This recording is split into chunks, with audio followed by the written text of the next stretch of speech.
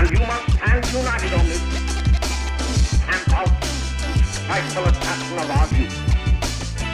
You can do it by bringing about compulsory education. So bringing it back into the court situation, so the charges that were brought against you both. So we've obviously got, for Lucia, we've got money laundering, which I think was 2,200, something like that, to Hans account, and obviously the supply. And Mike, obviously, the production and supply. What were the specifics on all of those? And the money laundering charge is a joke. Absolutely ridiculous. And when I look back, I'm a little bit gutted in myself that I couldn't cope anymore. And they do this whole thing where they make up like loads of other charges. So I think they had like about 14 kind of, or 8 or just something crazy, like amount of like other charges they'd made up against me. And they really targeted me in specifically. But the money laundering charge, like it got to a point, this had dragged on for like 2 years or more.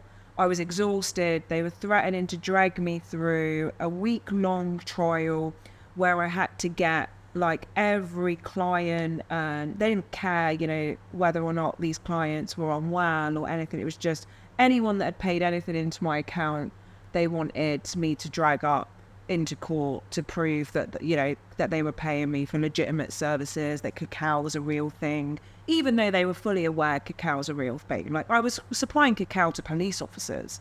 I was supplying cacao. Like, there was 40 kilos of cacao in my kitchen cupboard when they raided the house, but they chose to ignore it, didn't take photos of it. Again, cherry picking evidence. But the money laundering charge, like, my advocate got into trouble. Like, the deputy bailiff completely shut him down in court because he said, well, what did you expect her to do?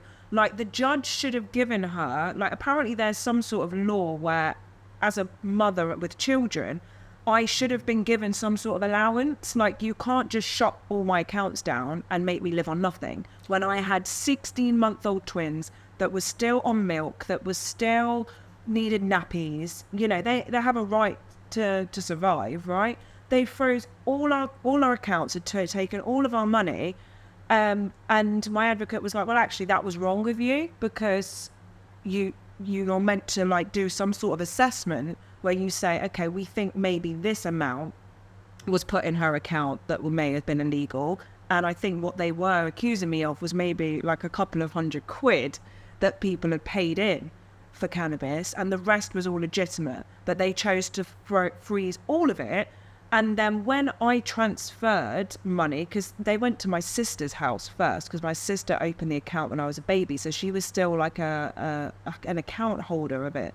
So they served my sister with this affidavit saying, like, we're freezing the accounts before they came to me. So my sister phoned me and was like, I've been served this thing. Like, what is going on? And I was like, I have no idea. Like, they've not been to me yet, because I just thought it was strange. She'd surely come to me first. Yeah. But they didn't. So I went online. I had checked. My accounts are still active. I don't really know what's going on right now. And, like, looked at Chris and was like, well, do you have any money? Because at the time, I was the main breadwinner. Like, Chris did more of this looking after the kids, and I worked because I earned more money, so it made sense for me to work. Chris had like about £50 in his account. I had around 2,200, and I'm like, well, they can't leave us with nothing. Like, he's got £60. We've got kids. Like, we need some money if this is gonna happen. So I transferred it across to Chris, and I even emailed the police, the CID, and said, just letting you know, I have transferred this money across to my partner because I'm aware that we're going to have no money if you freeze our accounts. I hadn't been served this affidavit yet, so I haven't actually been served it. I'd moved the money before I was even served anything. And according to my advocate, I was actually well within my legal rights to move some money because they were going to leave me with nothing, with children, and yet it was just ignored, and I was given a money laundering charge for trying to be able to feed and clothe my children. Like, I didn't money launder. Like, It was crazy. But yeah, the pressure of having to go through a week-long trial that I was being threatened with, you know, all these other, I can't even remember now, like what other charges they'd made up. But they did the deal thing that they do.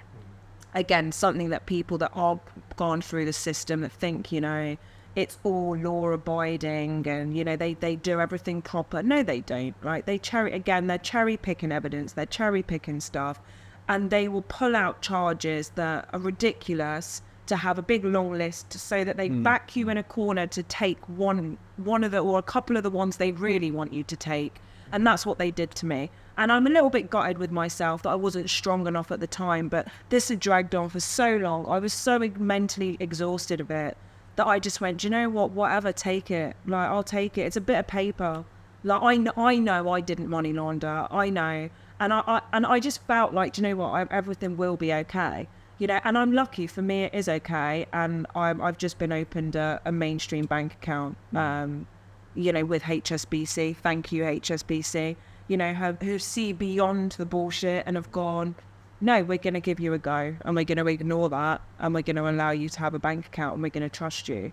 You know, so for anybody out there that has been through this and is struggling to get an account or whatever, just go and have a human-to-human experience with your mainstream banks. Tell them what has gone on for you, be honest with them, and just ask them to give you a trial with a basic bank account, because it is available. It's just no one's screaming about it. No one's saying, yeah, we will offer you an account. And I get it. People are holding a lot of shame and a lot of embarrassment about going to prison or being sentenced. And no one wants to be rejected or told no. So people are struggling, but I would say just go and give it a go. Try. Because, you know, in the UK and other places in the world, a bank account's a basic human right. Yet in Guernsey, financial hub of the world, you know, no, it's not. It's unless you're in the cannabis industry. Unless you're in the cannabis industry. It's not a basic human right. And it's crazy. It's difficult to get a bank account. You know, I when I came out, I had to set up one of these community bank arrangements. And there was a charity here, and they're great. The women that run it are great, and well, the office staff are great. But it's a basic bank account. You get a card, and so I had to have that when I first came out. I've since opened up an account with an online bank, so that's okay. It's worked well for me. But you're left in the lurch, basically. You're left, as you say. I mean, I didn't get charged with money laundering, but they did take a charge of my property, my car, and all the bank accounts. They froze your accounts too, I imagine. Yeah. Absolutely. Which is strange, right? Like, why did I get done for money laundering? For merely moving money? You moved that money. I didn't move any money. That was the only difference between us, I think. But is money laundering not money laundering if you pay money into your account that's illegal? That's money laundering. Then you're moving it around as well. Yeah, consider. Do you know what I mean? Yeah, they could have charged me, I'm sure, with money. Yeah. There was definitely, like, no disrespect to Mike, but there was definitely a target. Oh, for sure, absolutely. You were treated differently to me. Totally different. Totally different. So you would just production supply them, was that? Yes, I think so. Yeah. Yeah, yeah, it was. Yeah, And well, possession and supply. possession as well. Yes. Possession and supply, isn't it? Although it's worded as drug trafficking. You know, so I think our actual on the paper it sounds horrendous. Like it is drug trafficking, isn't it? But they make everything so much bigger. I mean, they named the case. It was called Operation Spider. Yeah. They named. Oh, that's I remember that. Operation Spider. And Well, we weren't supposed to know, but they're so disorganised that they breached their own data and actually emailed me Operation Spider by accident with like loads of information, our co-defendants that like off of us, that like all their bank detail forms, and then we're like, recall, Lucia, please send me this back. It's like, wow. So like you're that disorganized that you've even sent me, like they completely breached their own data. In anywhere else in the world, the case would have probably been shut down at that point, because like it was a mistake. It was a mistake on their part, but no, it all gets brushed under a rug. So, Yeah, so you know. the case had its own name, Operation Yeah, Spider. Operation Absolutely. Spider. And it's on their website They now. called it an enterprise. That you guys ran an enterprise. Yeah, It's like, crazy. that's It was. that's insane. Yeah. House and involvement in something for 5 months can be an enterprise. I They really publicly don't know. call it Operation Spider now because on the police's website, they've got a Facebook page. And they did a whoopee-doo of the great Oh, they things that did, happened didn't through the years. How they all got medals, and it's like, They got- how did you get a medal for a case that was so easy for you? You kept a spreadsheet. commendations. Like, fuck off! Like, seriously, it was literally handed to you on a There you silver go. platter, and you got a medal for it. Like, you know. And what I was angry with at the time for it. Like, I've done a lot of work on it, and I've kind of forgiven it now, but. It was just like, what's sad is like if I was on the other end of that, just knowing that, what about the kids? What about Mandy? Yeah, Like, yeah. do you really want an award for taking a mother away from her 3.5-year-old twins that cried every day, like on a visit? You know, a woman that has got PTSD, her mental health has spiraled for a plant that everyone has legal access to now, but That she has legal access to cure the yeah, to help you with know, these conditions. and yet, like, these people are, what is the word? Commendated? Did you say? Commended. Commended. You know, Yes. commended. Yeah, commendations. I'm like, I can't quite get my head around stuff like that, I guess. We were I felt like Pablo Escobar because it was they treated it as this massive case. Yeah, you know, yeah. It was a big thing, and I said to you that the grow room was no bigger than that. So in the UK or in America, it would have been just a little grow. I think it was Yeah, I've seen probably. pictures in the some of the articles of your grow, Yeah. and it's not an enterprise. No. So I think it was. I did it. I ran it. Yeah. Okay. But So you do You have a burn it rotation of plants, professional. though, Yeah, I yeah. assume, right? I So had you always to- had had to something keep coming out, records. Yeah, something going in. But I mean, 114 plants. That's a Tuesday in America. You know Yeah, what I'm yeah. saying? There were only, I think 50, 50 in flower. 50-ish in flower. So The put rest that were- in the rest were- perspective, right? So when you, for medical in the U.S., right, or at least in Oregon before it went recreational, when you went and got a medical card, you were allowed to sign a grower on for you, okay? And if you weren't capable of growing, say if you're in a wheelchair or something, correct? So you sign this grower on, and they're allowed to have 6 plants for you in veg or in flower, 18 in veg. But that grower's allowed to sign on 4 patients, Okay. right?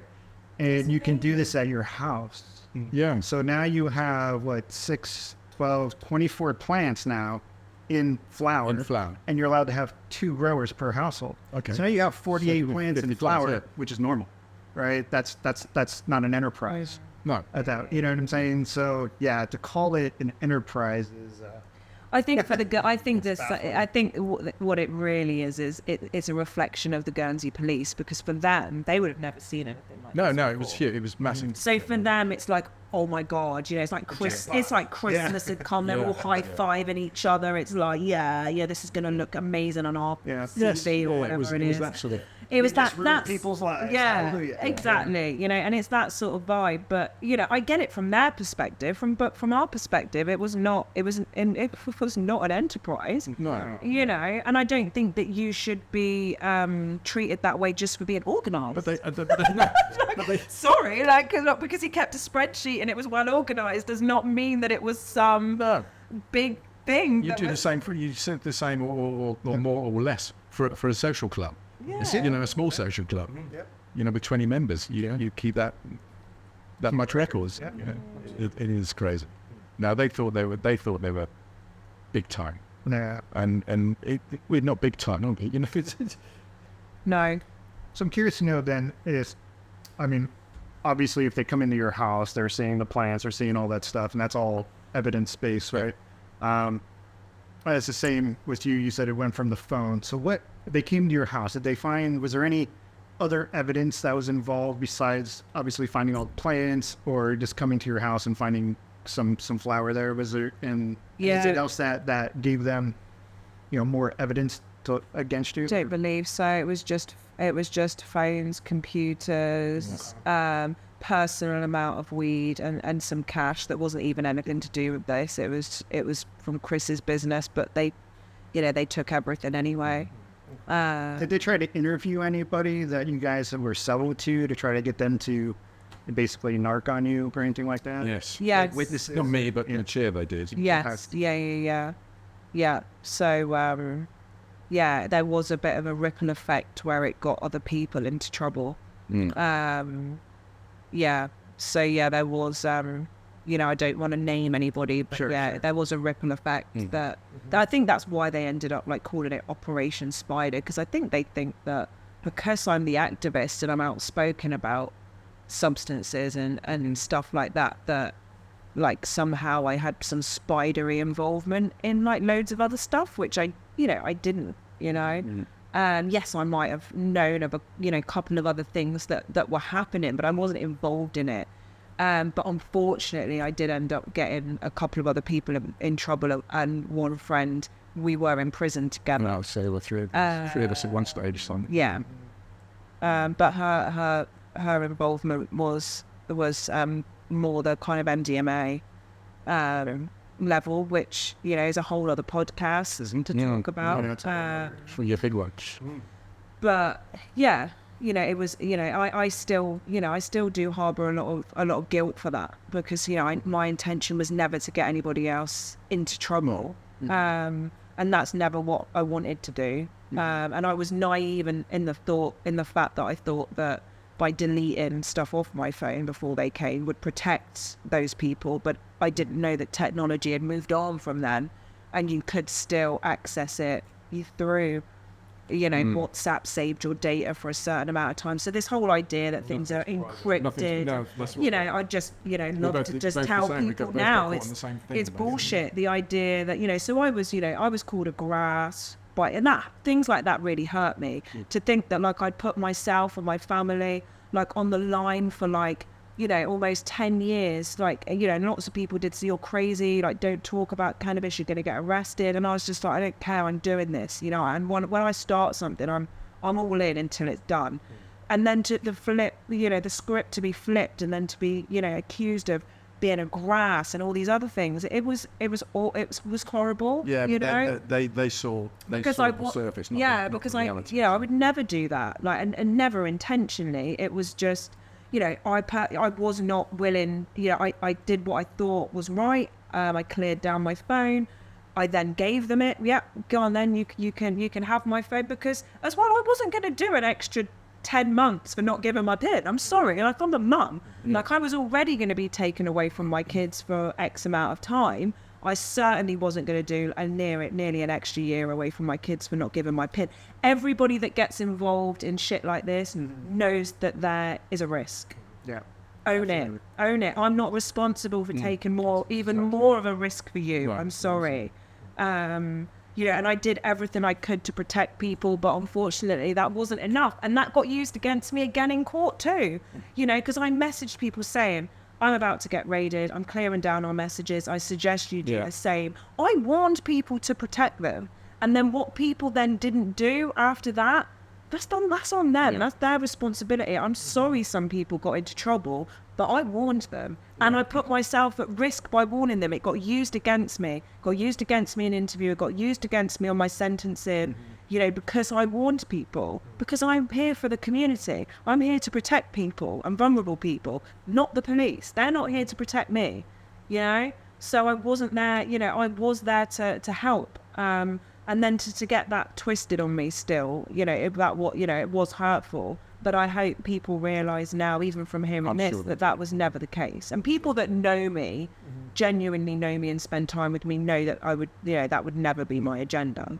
I would never put myself in the line and do all this work to then grass on people. Yeah. You know, that's just fucking ridiculous. So I'm curious about the phone thing. Is that... So...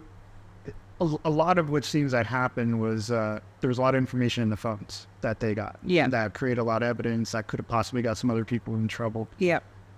What is the deal with that? Is if you don't give them your phone, you're getting extra time on your sentence? Yes. Yeah. Is there a warrant? Did they present a warrant saying that they can get in? They want to get into your phone? Yeah. So you get the opportunity, I think, 3 times to hand over your PIN. If you refuse, they've then brought in a new I don't even know if it's actually a law. You know, I think It is, and I it's, think they just increased the minimum. Didn't they just increase the maximum sentence? yeah, because a lot of people don't care. Yeah, a lot of people. It are was like, 6 months. I think it's more now. Well, it was 9. It was 9 because a lot of people. The standard when we were in there, it was 9 about months. 9 months. There was a couple of people in Gonna have a there. sentence just for not giving up the phone. Yeah, there was a guy in there that refused to give up his PIN, and he just did the 9 months. He was in there for 9 months because he didn't want to implicate himself into anything else. Do you guys think this case would have turned out different had you not given up your phone? Yes, if I hadn't given up my phone, Lucia would never have been caught. No, well, I suppose. There were You no. still have the spreadsheet. Your name wasn't anywhere near it. I suppose. You were just L. You know. So I'm really sorry, kid. Don't be silly. Well, no, but that's how you feel, isn't it? That's how. But it was pointless to not give up my phone, really. Yeah, no. And as you say, I didn't want to do it. Yeah, the extra night. Yeah, totally. I wasn't. I believed that based on some fantastic personal references, some from very well-known people locally, and my personal circumstances and Mandy and all of that, I thought, I'm not going to prison. And I even to the day that we went to court, I said to Mandy, I'm not taking any clothes. I'm not taking anything with me because I'm coming home. In the end, I decided to buy the insurance and I took some clothes with me, you know. But I genuinely thought there was a good chance that I would be home tonight. And over 4 years. I mean, it's which is utterly pointless and a waste of every taxpayer's money. You know, what did I learn in prison that made me a better person? Nothing. Do I use cannabis? Yes, I do. I get a prescription every month. My wife was on it from the first round of prescriptions in September 82, was it? Something like that? 81? Can't remember. So almost straight away after we got caught, she was on prescription cannabis. What the hell was the point of putting me in prison? Yeah. Well, it Oh, seems to you- me well, nothing's I- changed, right? Except now you're paying somebody who's getting very rich Yes. Yeah. for your cannabis out. Absolutely. Yeah. Yeah. I felt guilty wasting taxpayers' money. You know, I just kept thinking of like how much some of the court case cost and going in and out, all time wasting it Yeah. in court. There's so many times you're pulled to court that it's just pointless. Just say through There's meeting, so getting much postponed. that waste. But don't get me wrong, it makes the lawyers and that industry money. So there's a reason why there's so much waste going on. DVC, You know, ITV, all these it's- guys are making. They want that story. Yeah. Yeah. I would so spend some money. I mean, I've always sort of guesstimated the cost through the courts. And over £1 million. I would say it's probably between £1 and £2 million. I Yeah. would say. You know, because how many court cases we were in court. So many Lots. times. It got 2.5 postponed. years. 2.5 years it got postponed. COVID came along, and there was a bit of technicalities. Which is 100 times more than what you guys actually made. Yeah, Right? absolutely. It costed the taxpayers more money than what you guys actually made from running your enterprise. Wow. Whilst they Wow, took you all the money, say but that. You say that, but had Mike not kept his amazing spreadsheet, you should have seen what the expert. Oh yeah. Was it Jersey and a Jersey The expert? Jersey expert on the price. This is what I mean about the courts of Guernsey. Like, had he not have kept his spreadsheet, they would have tried to do us for, Well, they- 250 kilos of weed. Well, Like, they what were talking about they the plot. prices. They got a figure, didn't they? £60 a gram. They were talking about from an expert. 80. And of course, my lawyer just stood up and said, "Blood, the expert, Mr. Clarke's evidence Yeah. there Shows that he shows it." Yeah, thank God for the spreadsheet. Who's the expert? What expertise does he Exactly. have? What yeah, cannabis you know. knowledge does he have? I think he was trying to say that like each of your plants should have yielded like 250 grams of making up all this crazy. So his figures. That's over a half a That's pound what I plant. mean. So Your plants need to be. Yeah. So Although I thank couldn't reach God. the tops.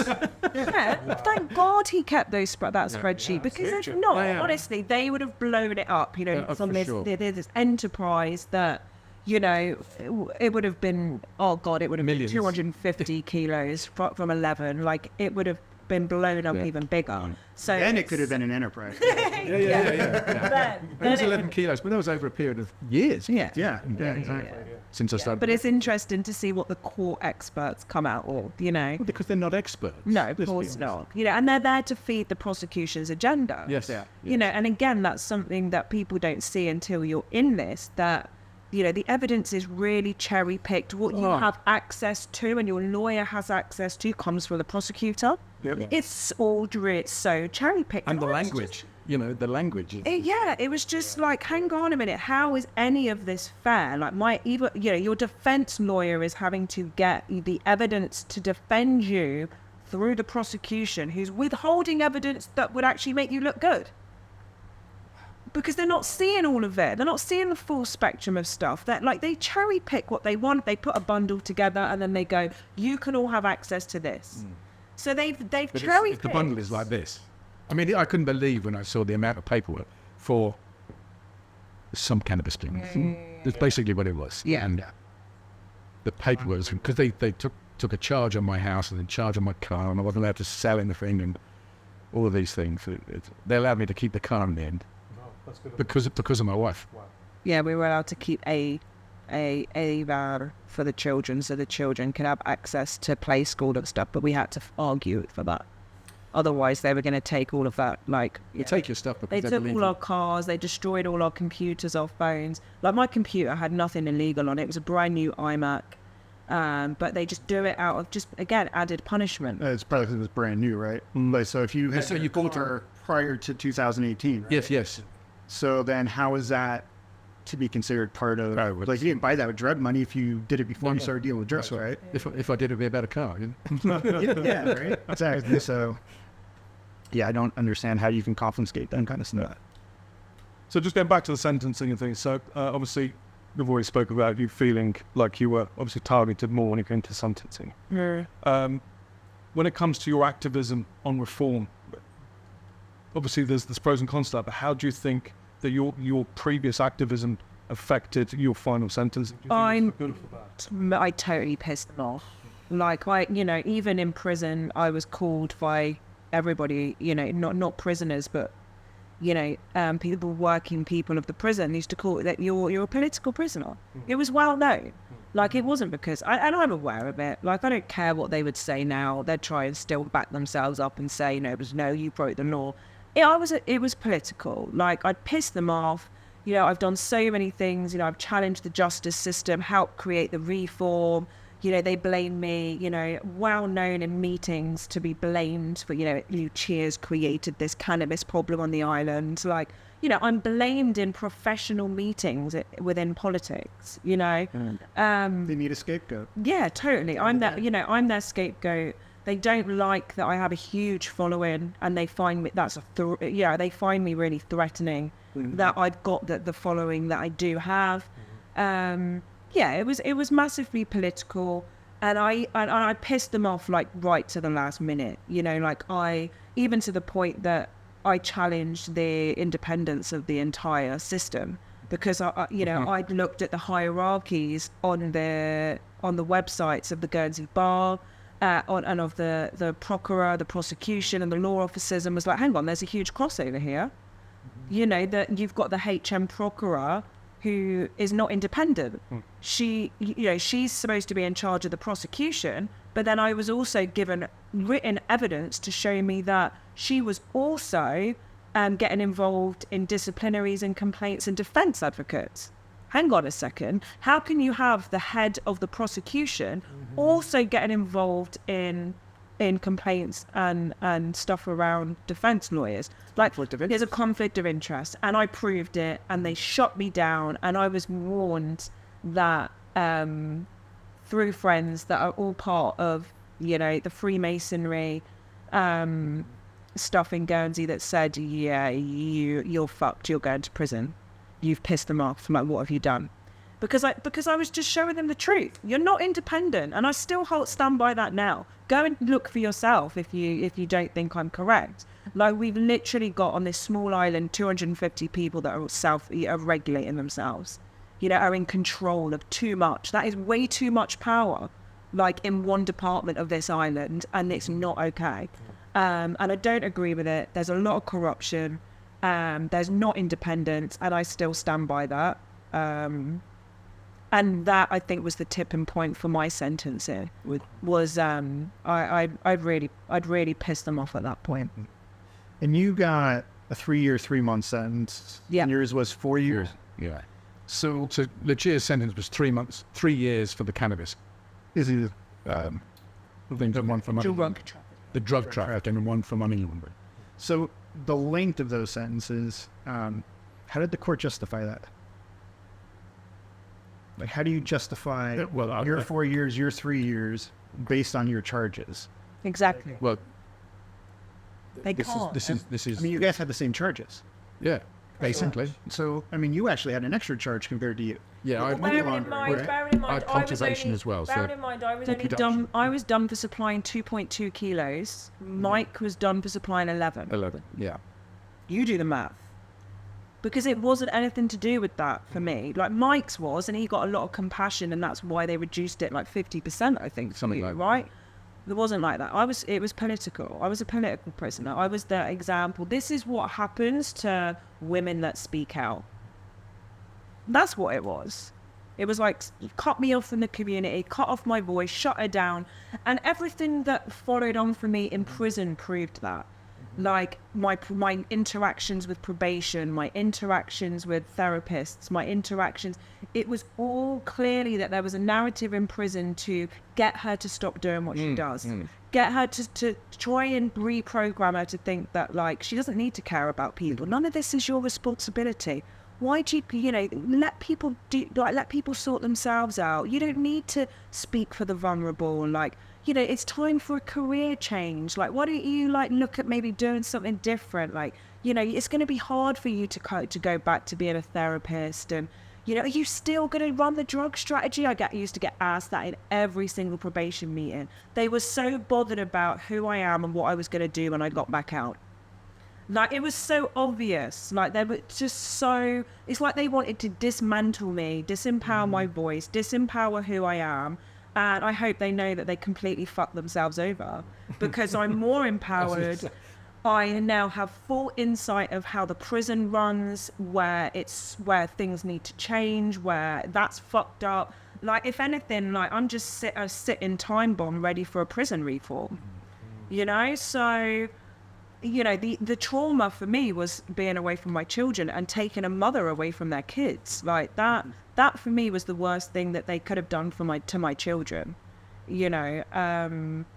but they're amazing, and our bond is so strong. It is the strongest it's ever been, and I do hope that they don't remember that period.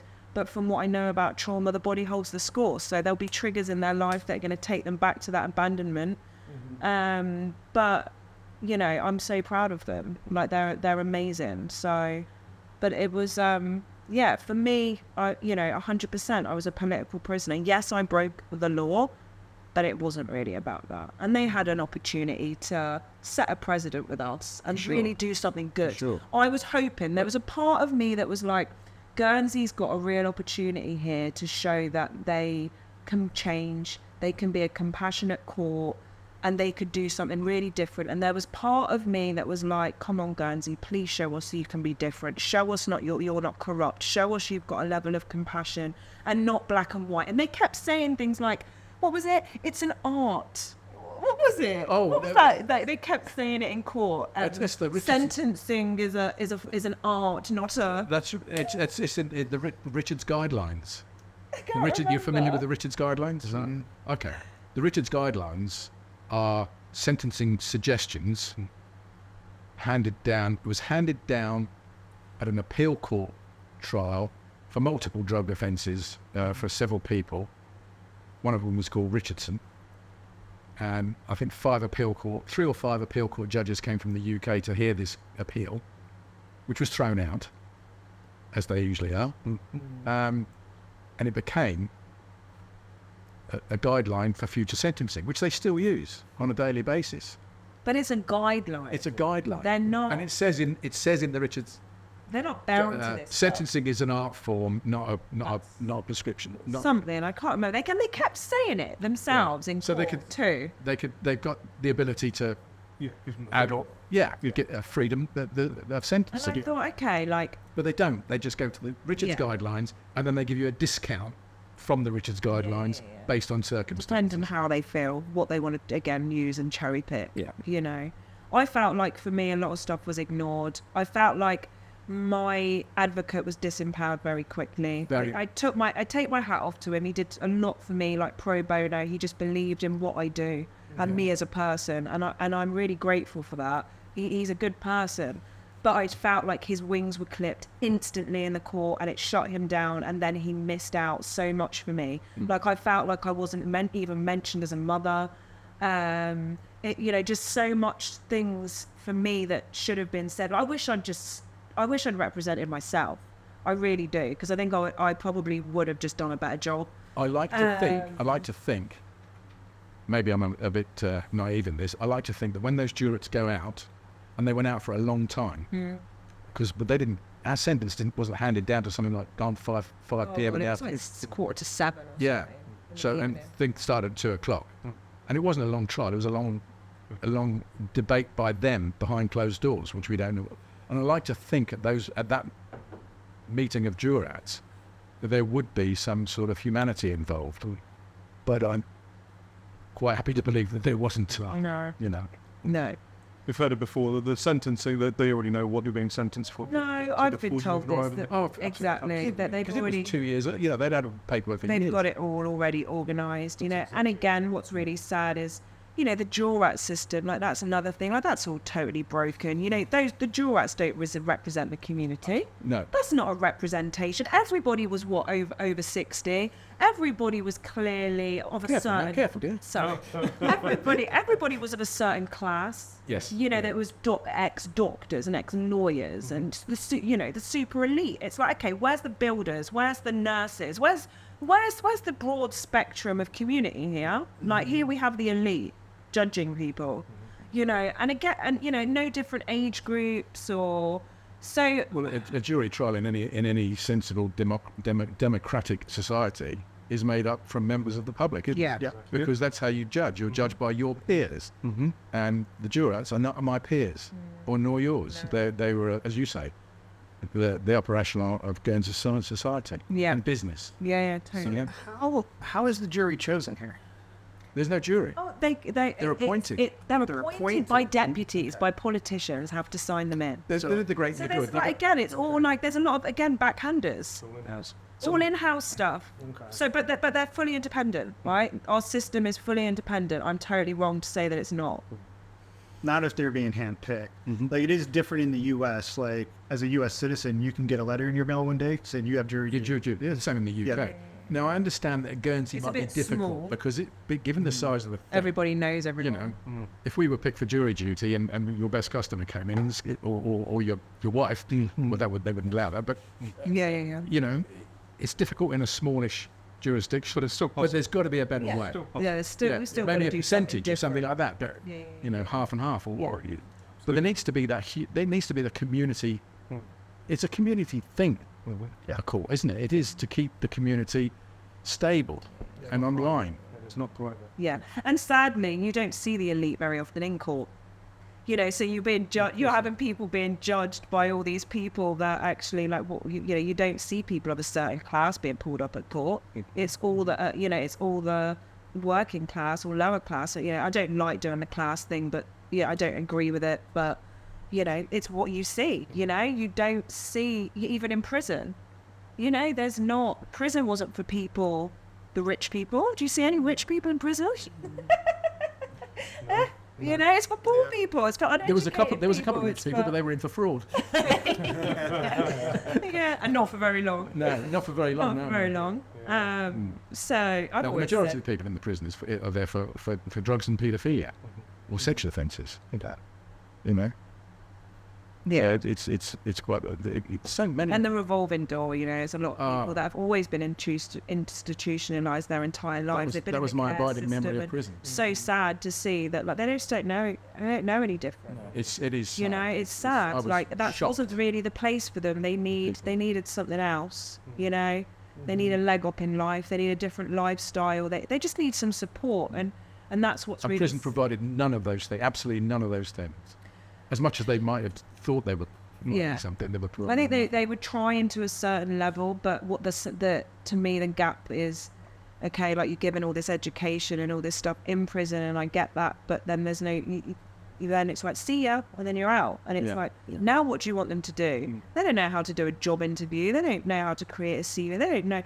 They need all. People need their hand held outside of prison. Not everybody, but the majority I saw need that support, and that isn't there outside of the prison. And that's not the prison's fault. But it's not asking a lot either. It's not. It's really No. It's economically sensible. It's society. It's community sensible.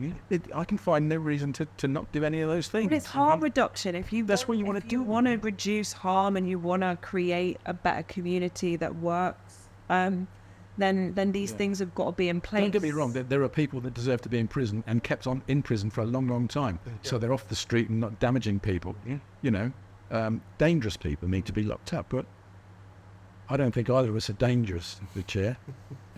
You might be sometimes. But you've got to go back to basics with this stuff. And fiddling around the edges, which is what politicians do. And unfortunately, our political system is such that to make a change takes forever. Because we talked earlier before this interview about political parties in Guernsey. And if we had political parties, maybe, and our party got into power, maybe things would change quicker. But I think it would fail because we're too small. It's easy to become corrupt with a party system. With the party system, exactly. And we've seen that. You create division in your community as well. Yeah, that's right. And you're either of one camp or the other camp, aren't you? You're left and right. Or by design. Yes.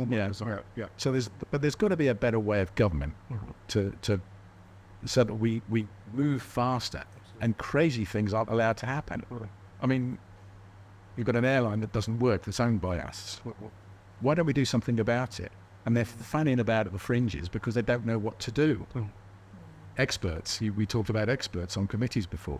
They're afraid of experts because they'll tell them the right way to do things, which doesn't fit into the Guernsey way. That's exactly it. The Guernsey way is a strange beast. It's a shame because Guernsey would be a good place as a community. It'd be perfect. It's beautiful. You're local. Yes. Yeah, it's a beautiful place. Yeah. But we're all being driven off. Absolutely. Yeah, my sister's gone. She moved to Portugal, the island, Madeira.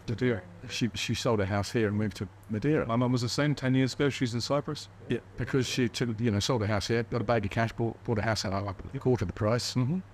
Happy days. Couldn't afford to stay here. No, and it's well, they have both ends of the spectrum. It can't afford to retire. It can't afford to be here as a youngster either. No, that's right. No reason to be here either. And it's a terrible shame. It is unfortunate. I mean, I've only been here 4 years, and looking at it from the outside, I see the Channel Islands as a whole have that potential to be a beacon of sustainability and community. And it's not. Unfortunately, it's a beacon of financial services. Because we don't have the leadership. And having the correct leadership is so important.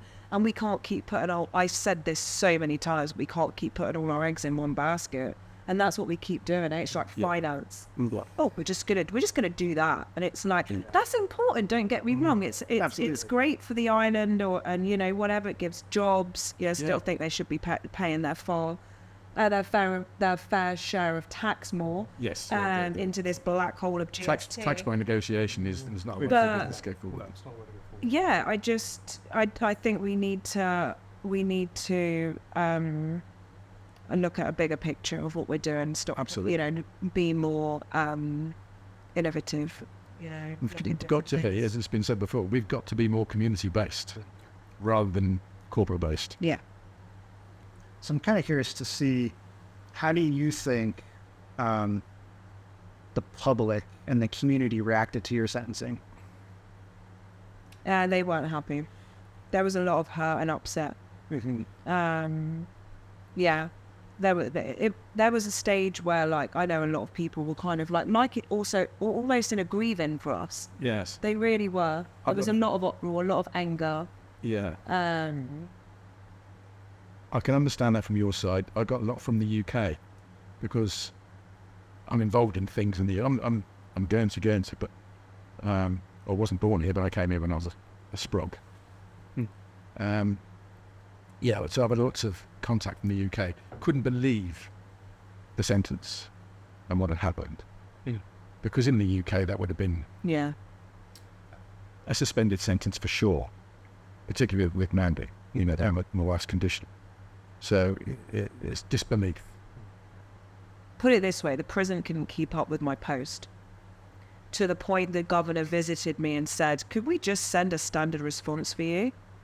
Because this is like, your mail's insane. Wow. Like, honestly, like I've got I think 4 folders about that thick in, artwork, poetry, letters, like emails, because obviously they've got like email a prisoner.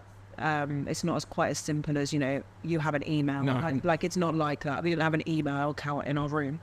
They email, you have to write back on the back of it, and then it gets scanned in. But yeah, I've got about 4 folders. I've still kept them because I wanted the kids to see it. This is the support your mum had. I might have gone to prison. They might claim that I'm a criminal, but this is the support. This is what the public thought. And yeah, they couldn't keep up with the mail because I was like, I'm writing back to everybody, and he was like, fuck. Are you really gonna write? Because they have to read all this mail. So it was amazing to have all this mail coming in from Guernsey. Like, I had some from America, I had some from Italy, UK activists disgusted in like what we'd been sentenced for, what we'd done. Like, it was amazing. Like, it was incredible, like, to have that support. But it's still heavy when you're in a prison cell. Like, yes, it just doesn't make a lot of. I get it. It's beautiful, and I'm grateful for all that support. But it's, it was still pretty heavy. One person I want to bring up one notable person who showed a lot of support during your case was a national journalist, Dr. Rebecca Tidy. She writes extensively on drugs and crime for national publications. So I wanted to read a little bit of what she said in one of your articles. She says that the island's current drug policy has a huge detrimental impact on vulnerable individuals and families while doing nothing to minimize negative health and social effects of drug use. Nobody gains from big prison sentences. They are expensive, and the evidence shows they do nothing to stop drugs getting into the hands of kids or adults. By sending someone to prison for cannabis use and supply, we're diminishing people's respect in the law and justice system, as hypocritically big firms who can access the capital are allowed to sell the very same plant locally for huge profits, she said. And creating a two-tier society where those who lack the economic means are criminalized for something others are financially rewarded for. So my question would be, what's your relationship with Dr. Tidy, and how helpful was her input in providing context or information during the case? Yeah, so I get on really well with Rebecca. We've spoken a lot throughout the case, and she's really supportive. She gets a lot of stick from Guernsey. She did live here, but she pretty much had to flee because the Guernsey police and customs didn't like what she was writing about them. She was just, as far as she's concerned, she was just telling the truth about cases, and speaking to individuals in prison or that had been through the justice system, the police system, whatever. And she was out in stuff, and she's had to flee. She doesn't live here anymore. She lives in the UK, which is really sad because she'd love to come back, but. Again, she's a woman with a voice. She's telling people stories. It's not liked, and she's got a target on her back. And she's still brave enough to do what she does. But she's having to live her life always worried that something's going to happen to her, which is really, really sad. That's usually what happens when you do real journalism. Totally, and she tried to contact me. She tried to email me numerous times when I was in prison. I tried to put her number on my phone pin. Never accessed. shut it down every time. They would not let her have access to me or me have access to her in prison. Wow. Because that she's a known journalist. They would not allow it. Wow. You're not allowed to have a voice in prison. I even tried So to that kind of write. goes against freedom of the press, no? Pardon? It kind of goes against freedom of the press. Totally. Like I tried to. Of course it does. I wrote a letter in response to one of Rob Prowse's stupid things he did when we were in prison. I can't remember what he was saying now. It's some nonsense about cannabis, and I responded, and it didn't. They never sent it. Never out. sent I it, wasn't allowed to have a voice No. as a prisoner. You don't have that right, human No. right. So yeah. Well, that's sad. But I don't know. Do you know? Do you know Rebecca Do you know Turney's book? Rebecca? Did you? I don't know. I know what she does, and I like it. I read her stuff, but I don't know her. Yeah. Yeah, I've been reading her stuff more lately since Yes. getting involved in wanting to do this podcast, and yeah, she's spot on. She really is. She's spot on a lot of stuff. So the judge who was presiding over the case, were there any notable comments or statements that were made during sentencing? Anything you can think of that was? I can't recall. It was the deputy bailiff, wasn't it? Yeah, I think it was she the was- first. We were lucky. I think it was the first big case in the royal court that she had done, wasn't it? Possibly. Because lots of people were like, "Oh, she's the first female deputy bailiff, and like you've got a female, like she'll be more compassionate." Like a lot of people were like, "Really?" Yeah. And But it's it's not like just her. it It's wasn't also- her. Like she was just Well, they're reading nine- out what she'd been told to read out, right? The Jawrats were 9%. Right. But no, I recall like them trying to shame me on a couple of things. Like, I recall like comments. I've burnt all this stuff. Like I held a fire ceremony for it all when I got out of prison, and just swilled me and the kids and Grateful throwing it on the fire and just letting it all go. Because I think it was all written out for the us. paperwork what they did say, what was said to us. But you kind of go into a bit of a like dream. For sure. You zone out at that point. And blank As out. soon as you hear the numbers, like, you just kind of blank out. But yeah, I do remember them making a bit of a comment towards the people in the gallery for us. Do you remember? There was a bit of a derogatory comment, like just because you're here doesn't mean that this makes a difference to us. So that like I remember a lot of them even saying it to me over the phone in prison and writing letters and just saying I couldn't believe that she made that comment. Like one of the people there was a lawyer and actually has dinner parties with her. And she was one saying to me, "Oh, she'll be really compassionate. She's a lovely woman." And then was like, "Who is this person?" Yeah. Like, I don't know if I even know this woman. Like, because she, one of the comments she made was around, like I said, like literally, like just because you guys are here and there's people spilling out of the gallery and these people have got this support does not mean that you matter, basically. And that was a bit of a like, whoa. The gallery is a little box. Half the size of this little. Maybe like 20 people. 20. Yeah. Yeah. I mean, that was it. It was sold out, should we say? Yeah, there was people had to go home because they couldn't fit in, and the court guys wouldn't allow them in. So a lot of people had to be like sent home. So I think we had a good like 60 plus people Sure. there to support us and wanted to see us before we went in. So there was like the comment to the gallery, like to the community, basically just letting the community know they didn't care about their opinion on cannabis. The law is the law. And there was like a bit of a like trying to shame me around my son Leo, who's now 21, but at the time I think he was, well, when this all happened, he was 17. Yeah. And then when obviously we were going through the court, but by then he was like almost 19. But they did shame me. She said something like quite nasty, like just derogatory to me around that I supplied my 17-year-old. And what an awful parent I was for doing that.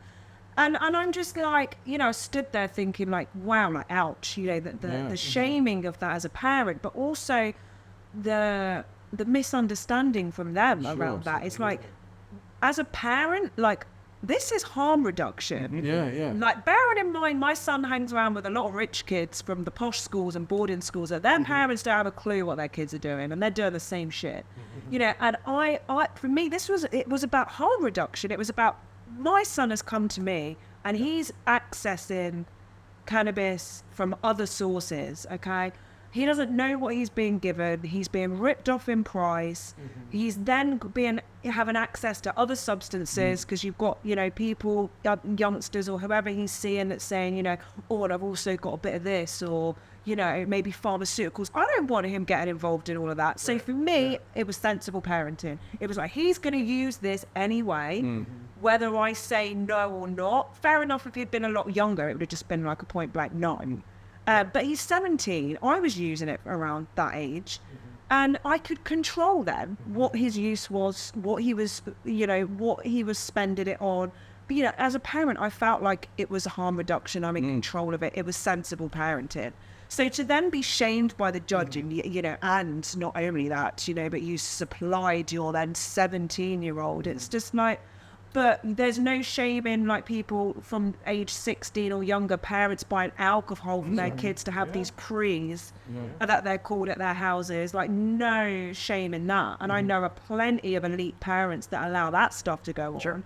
But yet I'm being shamed for trying to be a sensible parent that's trying to keep my son away from, dangerous drug dealing that goes on, that does happen, and try and make sure that he's got a controlled supply of safe cannabis that I know where it's grown, where it's coming from, but somehow that made me a bad person and a bad parent. So this was because you gave a 17-year-old cannabis, right? Yeah.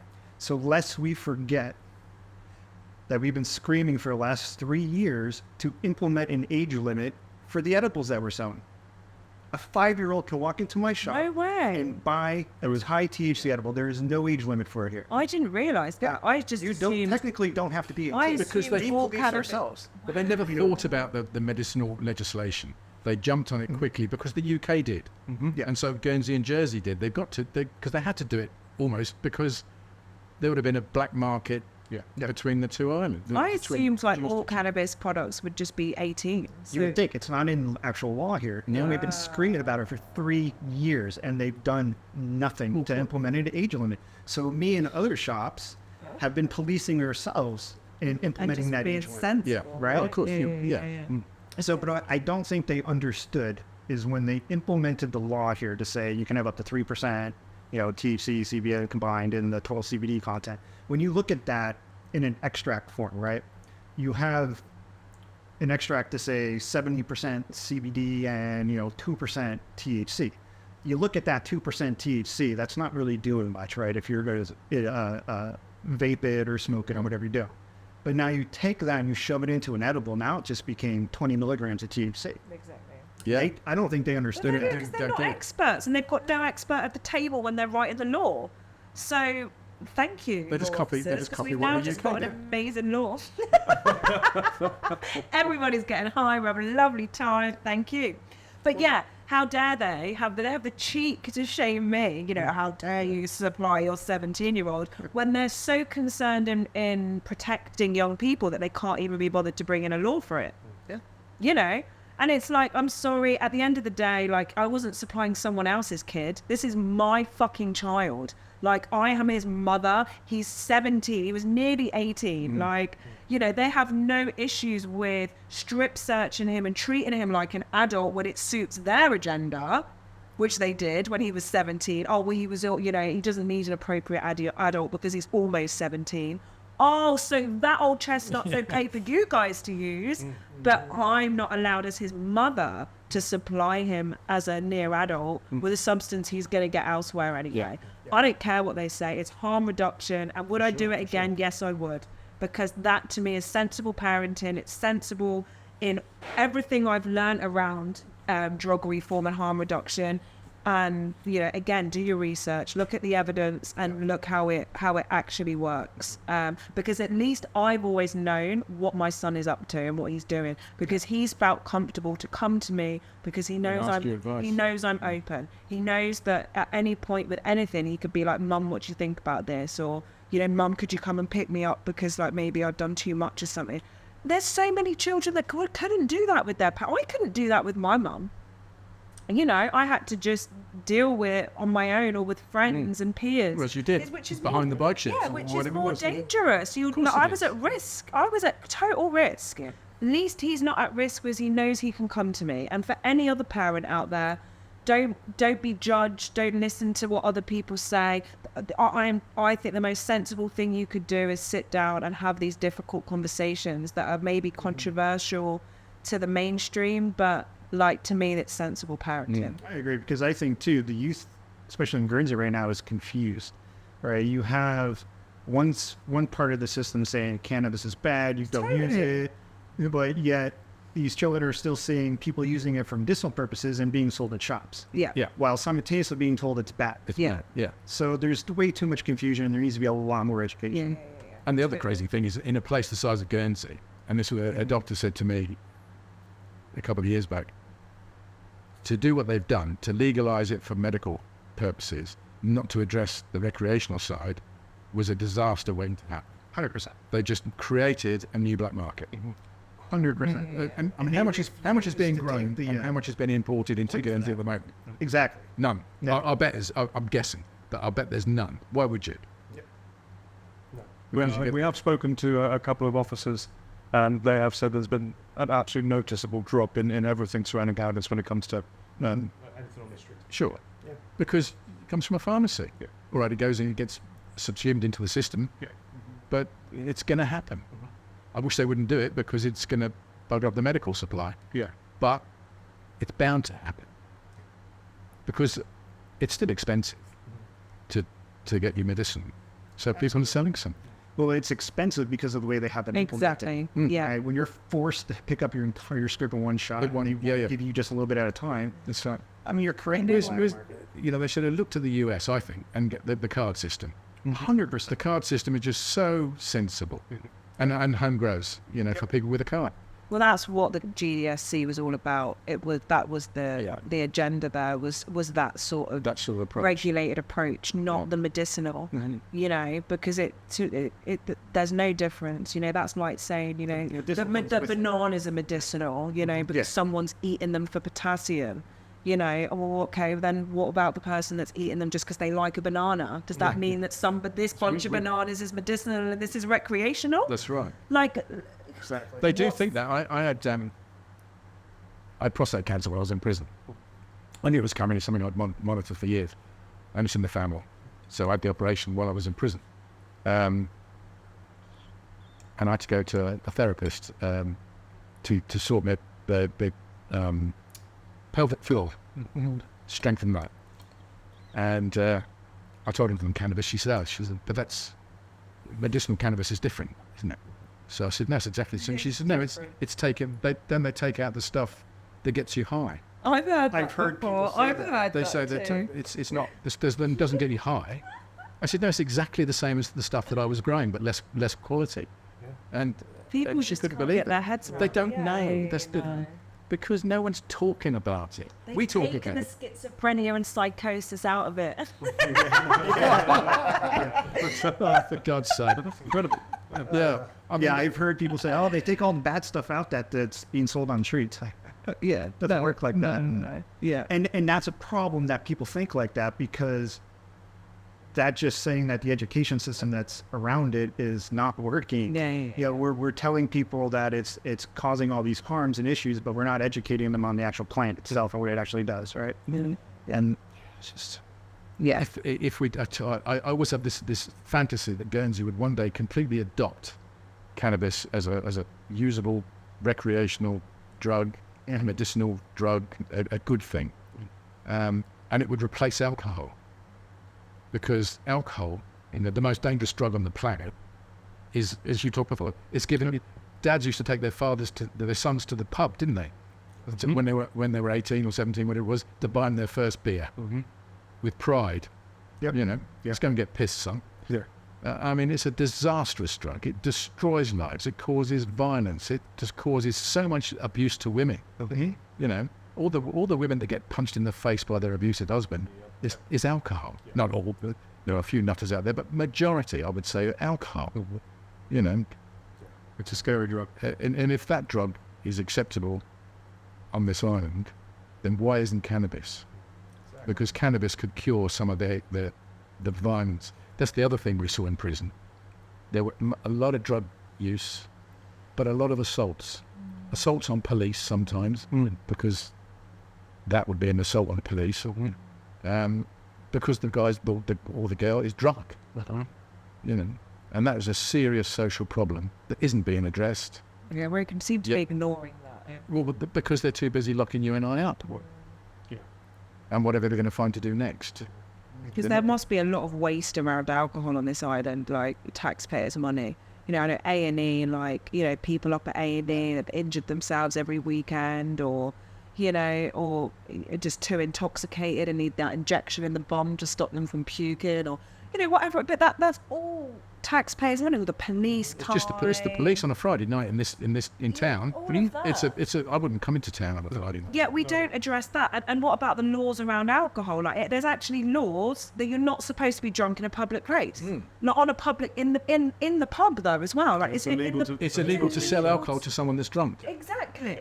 Why isn't every bar on the island in prison? Enforcing these laws that actually matter? I'm sorry, that matters. If you're not allowed to be drunk in a pub, why are we allowing like all the? You see people falling out of pubs. How is any of that acceptable? Like, I'm not anti-alcohol. I choose to like not really drink. I might have the odd glass from time to time, but I'm not against it. I believe again, sovereignty is sovereignty. People should be able to choose.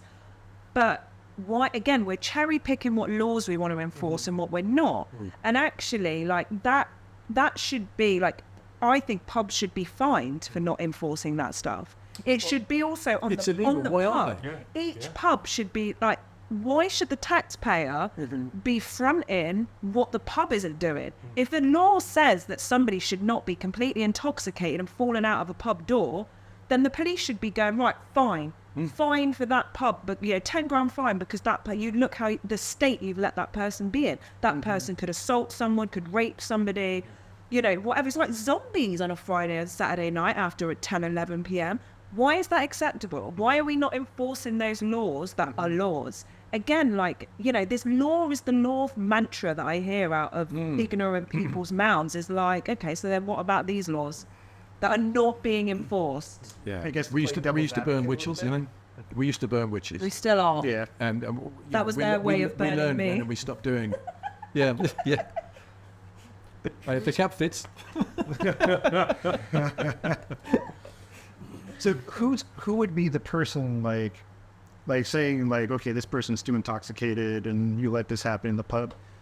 That would fall onto the bartender, right? Yeah, I guess. Well, Or the license holder. license holder. Be the license holder of pub. But license holder, yes, but the bartender is one behind the bar serving, right? Yeah. So that kind of falls out onto them for their responsibility.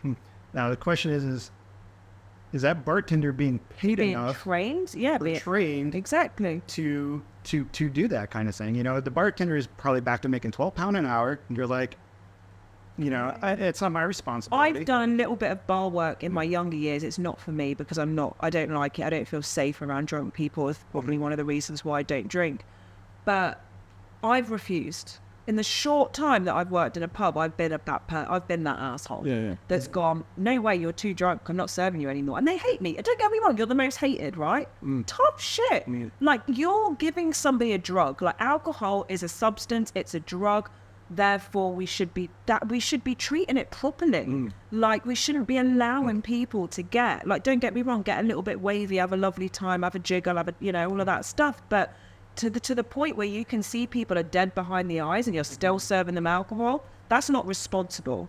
Like, and we've got the cheek to point fingers at people like us and say, you're not responsible, you know, you're this, you're a criminal. Yet the most dangerous drug available to man, we are just dishing it out with no regulation, no education, and not following our laws that are in place that are supposed to protect this drug. The culture behind alcohol has dramatically changed as well. The thing is, I've done probably 10, 12 years of door work, and watching it evolve from what it used to be. It used to go out and you used to have people scrapping. It was always you had a scrap. You know, you buy each other a drink. Yeah. You know, and then it's totally changed to where now it's just everybody's going out to get as out their skin as possible. Yes, yeah. And it, there doesn't seem to be any consequences unless it's obviously legal for anything that happens Just the fight. They just get them for the fight, don't they? Yeah. And it's horrible. And I do feel sorry for some people because, again, it's not black and white. A lot of people are going out because shit's going on for them. They're stressed at work. There's shit going on at home. They've got money worries. Like the world, pretty fucked up right now. So I can understand why people want to zone out. They want to get intoxicated. They want to forget about all their worries and all of that stuff. But then, like, we're punishing the individuals. Like, we're putting them through court. You were drunk and you did this and, whatever.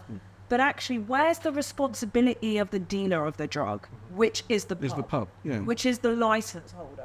Like, where's the responsibility? We're holding cannabis doctors responsible for supplying too much cannabis to patients. We're putting caps on that shit. We're straight on that. But where's this with other substances? Same with the doctors with all our pharmaceuticals that, yes, it seems to maybe be calming down a little bit, but that's been bad. Like the gabapentin, the tramadols, the opiates, the fentanyl. Where's the caps on that stuff? Like, this is all drug dealing. No matter how you look at it, these are substances that are being delivered to community. Which there is evidence on, right? Yes. So this whole 60-gram cap, show me your evidence. Where's the evidence? So you're basically telling me that if we give you more than 60 grams, you're going to get psychosis. So if I have 61 grams in a 30-day period, I'm going to get psychosis. Like, is that the reason they're giving for that cap? That's a lot of it. That and the diversion of It's product diversion, to- right? Because that's the only reason But yeah, the whole psychosis thing. They're like, oh, these people are smoking over 60 grams a month and they're giving themselves psychosis. It's like, go tell that to the paraplegic who needs way more than 60 grams a month. Yeah. You know what I'm saying? It's like, it's insane. And again, allow people to get their cannabis weekly. and show us the evidence when cannabis causes psychosis. There is none. There's no hard evidence at all. Yep. I mean, we even did a podcast on that. I mean, there's correlation, but that correlation does not. It's just as soon as you mention to the Oberlins or any kind of non-open-minded or educated GP or specialist that as soon as you mention you've got a cannabis prescription, it's it must be the cannabis's fault. Yeah. I've got so many clients that have been through this. They've lost their jobs, relationships have broken down, they're homeless, they've got all these life stresses that are causing their mental health problems. And yet, they're starting to maybe drink alcohol. The doctors prescribe them sleepers and antidepressants. So they've got all this long list of other stresses and substances. And yet, the minute they say, and I've also got a cannabis license, then your psychosis is from the cannabis. It can't be all the millions of stresses and job loss and alcohol that you're now using and the substances that the doctor's giving you that actually they don't really know how that mixes with cannabis. But the cannabis instantly gets the blame. Like, that shit's not okay. Like, it's not okay. We've got quite a task, haven't we, to get this thinking changed. We do. It's a big task. Yeah, we all do. But I still believe, I'm forever the optimist. Yes, I was going to say, but even after prison, it's still not stopped us. No. We're still forever the optimist. We've got to be supercharged in the next few months before this election. I think we've really got to be make it an election issue again. So we'll talk about that afterwards. I think it's going to be even a bigger election issue this time around, because the last time is when I kind of just first got here. Yeah, and it was an issue, but it wasn't anything like it was now. Because when I first got here, there really wasn't any cannabis going around. There wasn't any companies. You guys weren't even taking advantage of the edible law yet. No. Right? And that was in place since, 2017? Yeah. And so it was, so it wasn't until... we could have just made edibles. We would Yeah, so it wasn't even until 2020, like, when we all started showing up that, a lot of that stuff started happening. Yeah. Crazy. It is. I did want to backtrack just a little bit. So I did see an article, in one of the articles it said that advocates for each defendant argued that circumstances were exceptional and pleaded with the court to impose alternative sentences to custody. What were some of those alternatives that were suggested? Oh God! My probation officer they pay these people that are again supposed to be the experts. They collect all the information from you. They interview you. You know, they look at, you know, I had over 100 character references. You know, I had like bar a couple, every person bar a couple wrote that I supplied, implemented themselves. They wrote a letter to the court saying, Lucia supplied me because, you know, and if it wasn't for her, I may not even be here. You know, like people wrote letters. Like I had 100 and some, wasn't mentioned again, like completely ignored in the court. But I suppose like having 3.5-year-old twins should have been exceptional enough circumstances. You know, first time offence. You've never been. No, so what was it? Your parking ticket for them? What was it? 1950 or something? They brought up my previous conviction. Yeah, it feels like it. I had a conviction. And it went down as a criminal conviction, obviously, because I think it was in. I can't believe they even mentioned it. It was in 19. They were like guessing around 73, 74. You didn't pay your threepence. We had a flat in Jawrat with my previous wife, or girlfriend at the time, and knock on the door one night. Could we see your TV license? So I haven't got a TV. And they said, can we have a look? So I said, not really, it's not convenient. And they said, we've got the permit and da-da-da. So I said, yeah, you better take a look. And of course there was a huge black and white TV in the corner, and I got nicked for no, I think I was fined £6 or £8 or something like that. When did 1974, something like that. Wow, so this TV license thing's been around for a while. Yeah, apparently. Yeah. It's insane to me, this TV license. Oh, it's been forever since the BBC was formed. Crazy. It's the way the BBC gets paid. It's how they fund their video. Yeah, so but it was brought up in keep that in court, if you want. and I thought, what? Yeah, you brought up that from Incredible.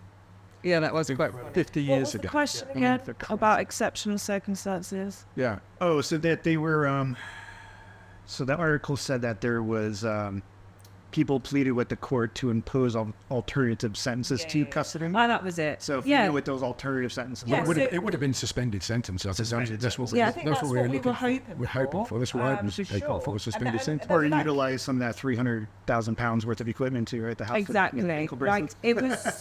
it could have been so easy for them to do a suspended sentence. You know, you're a full-time carer.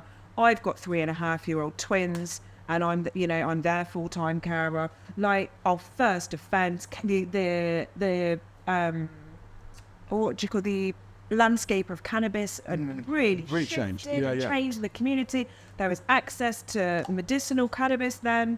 You know, we all had licenses. All the people we supplied now in their letters even said, right, we've now got legitimate licenses. There's no reason for these people to need to supply us anymore. Of course it was exceptional. It was massively exceptional. And again, like I said earlier, Guernsey had the opportunity to show compassion, to show actually that, to gain the respect back to the court from the community. I would have so much more respect for them now. I really would. Well, for sure. Because I would have been like, wow, the courts can be a good place. They can do good things.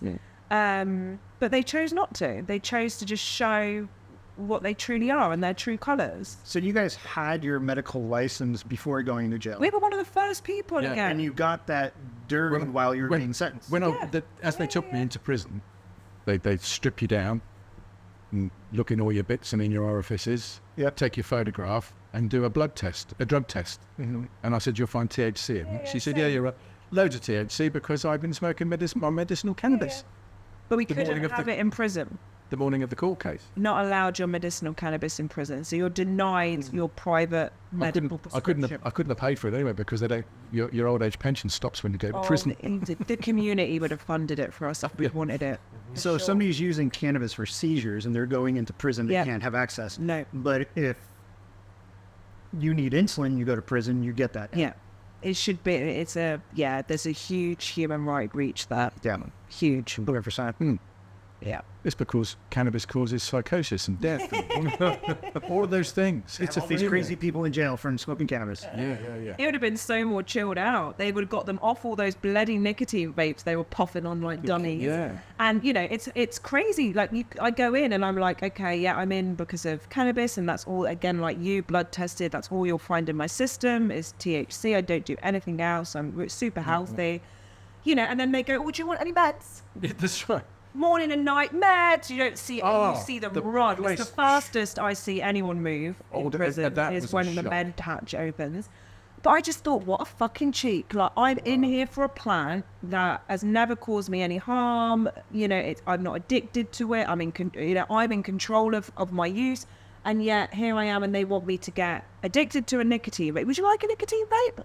And that was the first thing I was offered. And I'm like, no, I don't smoke. Because they just think because you're a smoker, user, that, you know, somehow you're a smoker.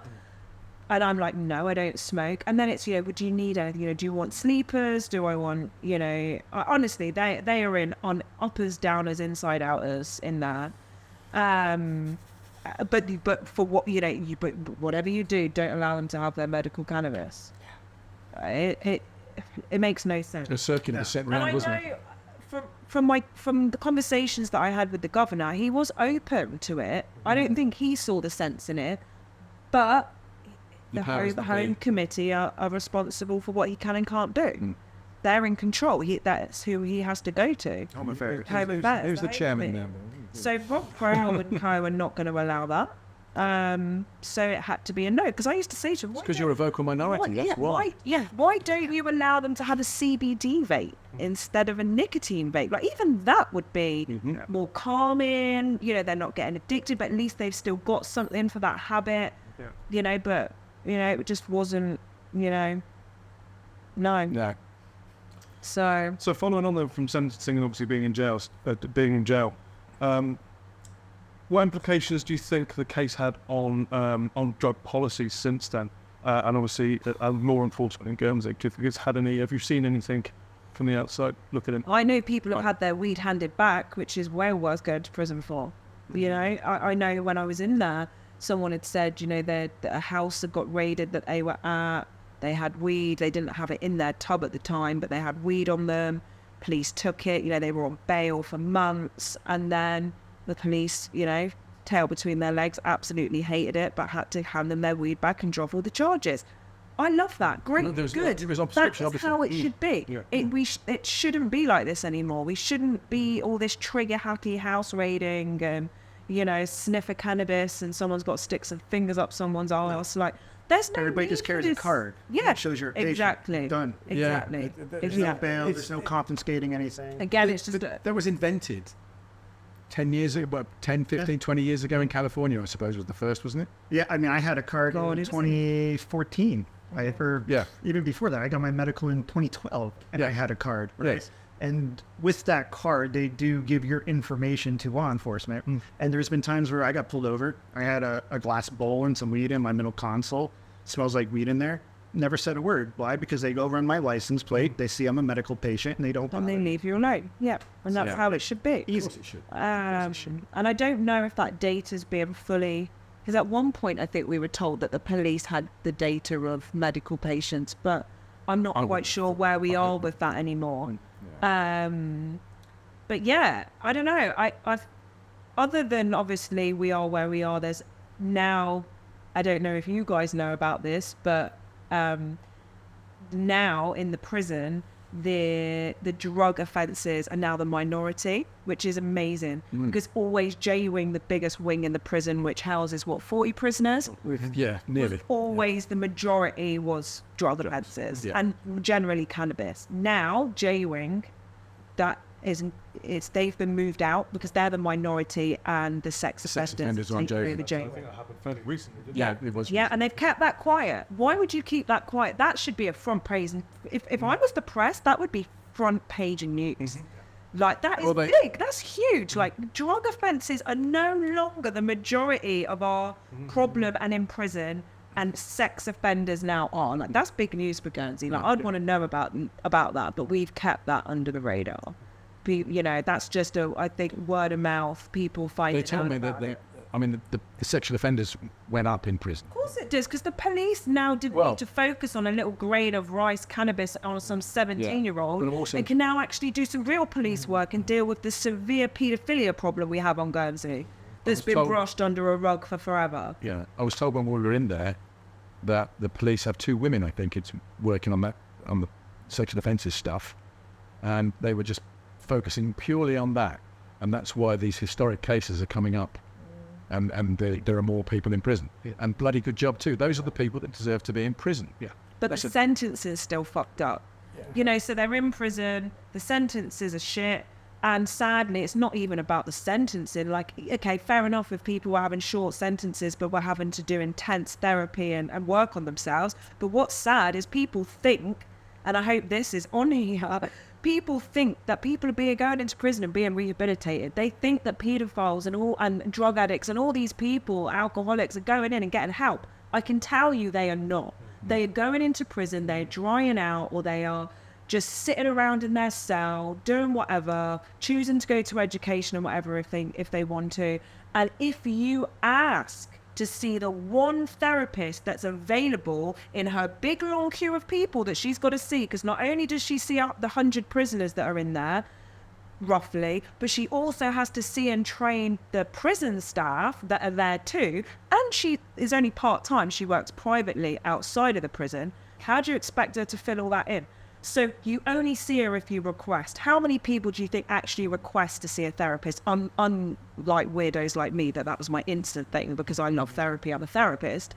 But people are not getting the level of care. There should be a mental health team in a prison. People are in there because they are traumatized, they've got mental health problems, they've got addiction problems. And I was shocked to see that the drug and alcohol policy in the prison has never been changed or updated since, I think it was like 2018. And when I questioned it, they were like, there is no drug and alcohol policy for the prison anymore. And I was like, hang on a second. It's like, but most people in here have drug and alcohol problems, and you now have dropped your policy. I got strip searched and my cell raided, so I learned that I needed to stop asking too many questions in prison again because they didn't want me to ask too many questions. But this is what I'm talking about. There was no healthcare policy in prison, so the healthcare in there is shocking. Like, honestly, like I think a lot of the time people's dogs are treated better than I've seen prisoners being treated.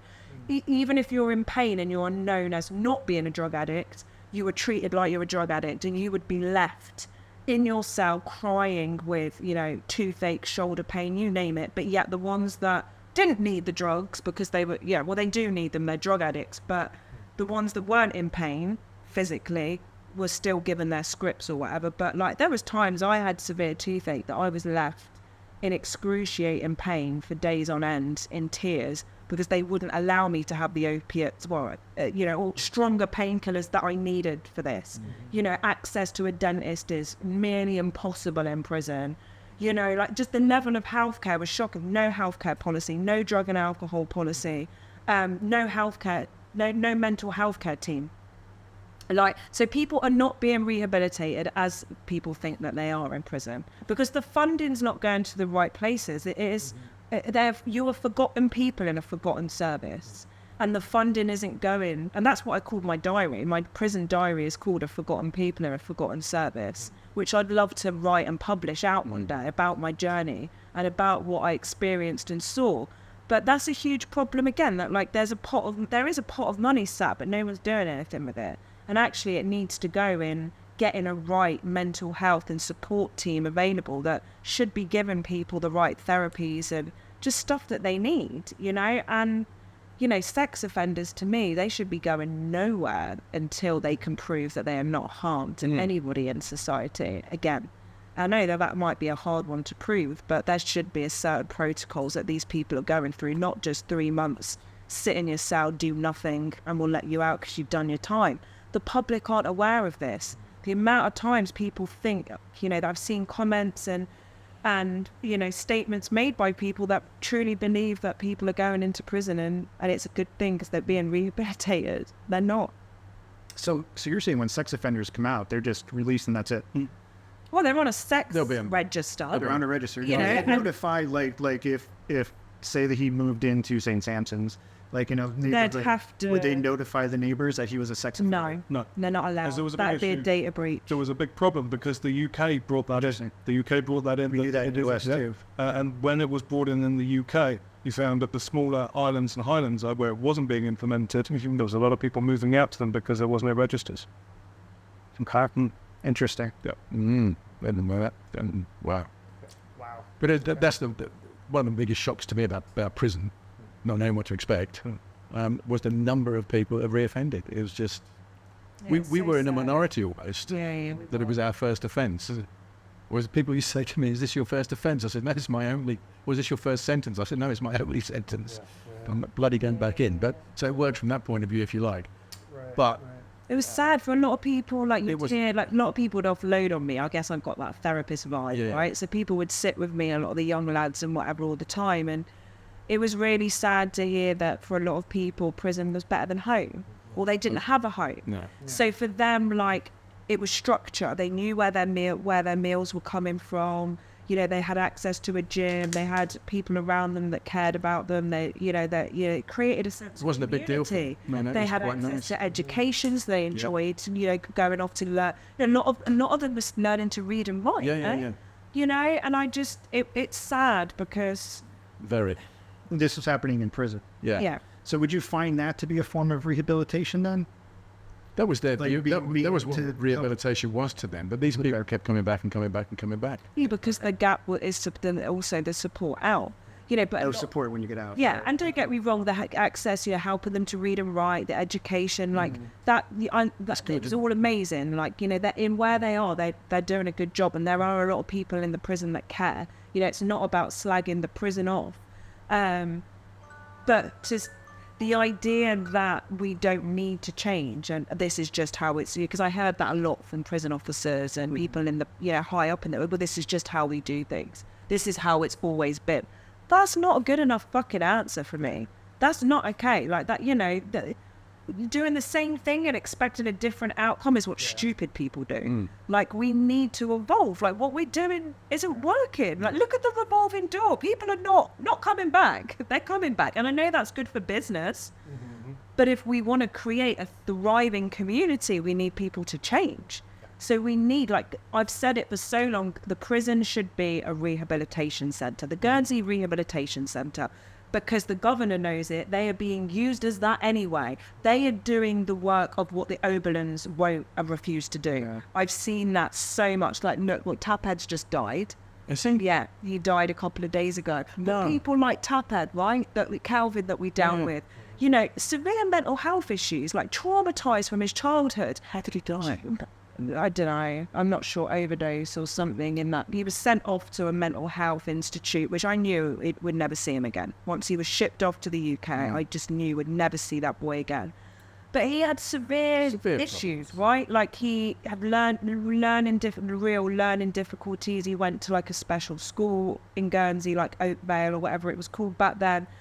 But he had a sense of community. The lads looked after him. Yeah, absolutely. He worked in the garden. But he was a burden on the system. They didn't know how to deal with him. He'd ring his buzzer all the time, locked in, because he was scared. He was paranoid. He thought they were trying to put, I don't know, smoke in his cell or whatever. Like, he wasn't well, but he was okay. But they sent him off, and he wasn't getting the level of care he needed, I mean, are there people even qualified to handle people like that on the island? No. No. So that's what you saw a lot of again. Certainly not in there.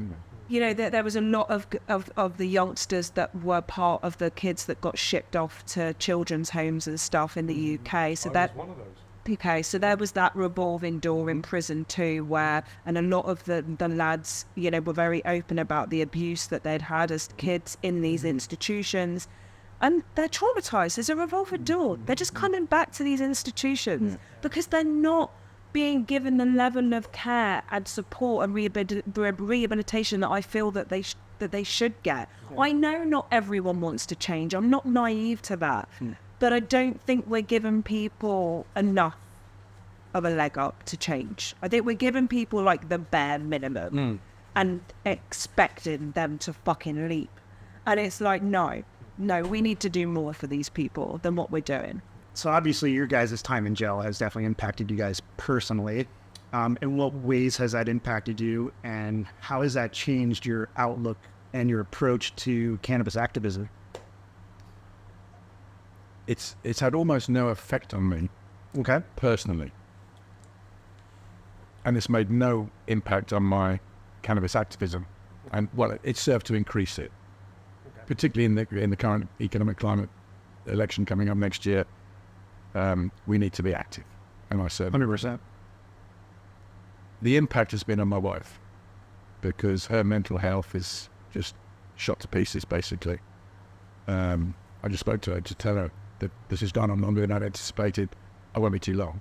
And I could hear in her voice that she's not in a good place right now. And it's that's been the damage of this prison sentence. She was basically screwed, left on her own for a lot of the time. And being on your own is not a pleasant place to be, I don't think, because you just couldn't get out of the house, really. So, disastrous for her. And I hope not too disastrous for the twins. I'm convinced they'll grow out of it and they'll be fine. The amount of love in your family is wonderful. So I think the kids will be all right. Yeah. Mandy, I do what I can, and the medicinal cannabis helps her a lot. Yeah. It was like she was in like an isolated COVID situation. It was, yeah. Chris would take her out as much as he Chris could, really shopping or with the kids or whatever. But, it was difficult for both of them. He was exhausted. And like Chris pretty much had a breakdown, really. He was overwhelmed, because like, not in a sexist way, but, I'm the holder of the house. Yes, yeah. I'm the woman. So, and I know a lot of guys do it, but in my house, it was, there's a role I took on and I enjoy doing.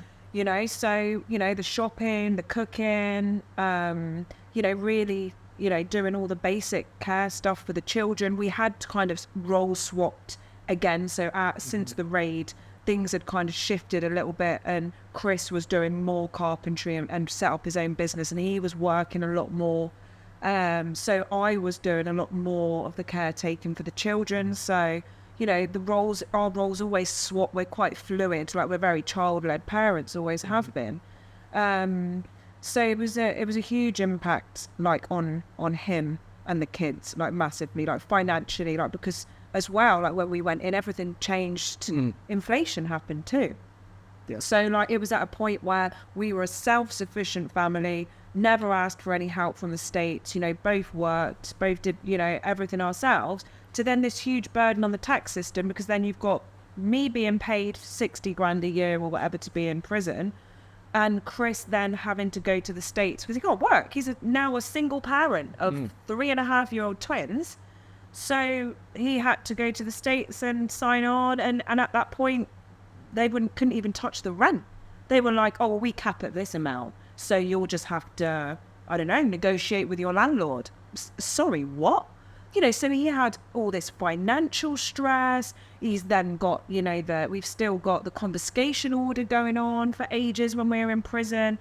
They're still trying to take the cars.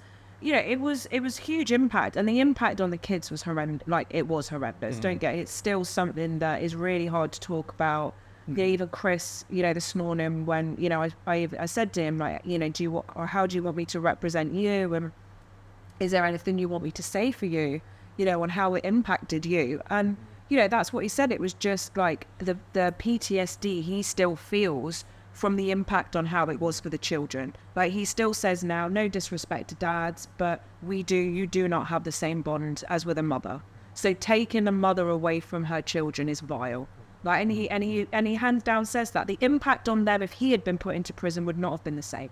Yes, they would have missed him and they would have been upset, obviously, but the impact of taking me away from them was far greater. It really was. So I just send you back to my childhood, and that's how I did, my mum. Yeah, like they absolutely, I grew them. Do you know what I mean? That bond started. Exactly. Yeah. They absolutely adore me. Mum is like my biggest identity, right? I've been a mum since I was really young, since I was 16. So like I'm a really nurturing, loving, like present parent. So to take that away from them when that's all they've known, like they've never even slept out one night, they've always been with their parents, to then take me away from them was huge. And like Chris was saying, it was we had 45 minutes for 4 times a week, which people, when people would say, oh, that's amazing.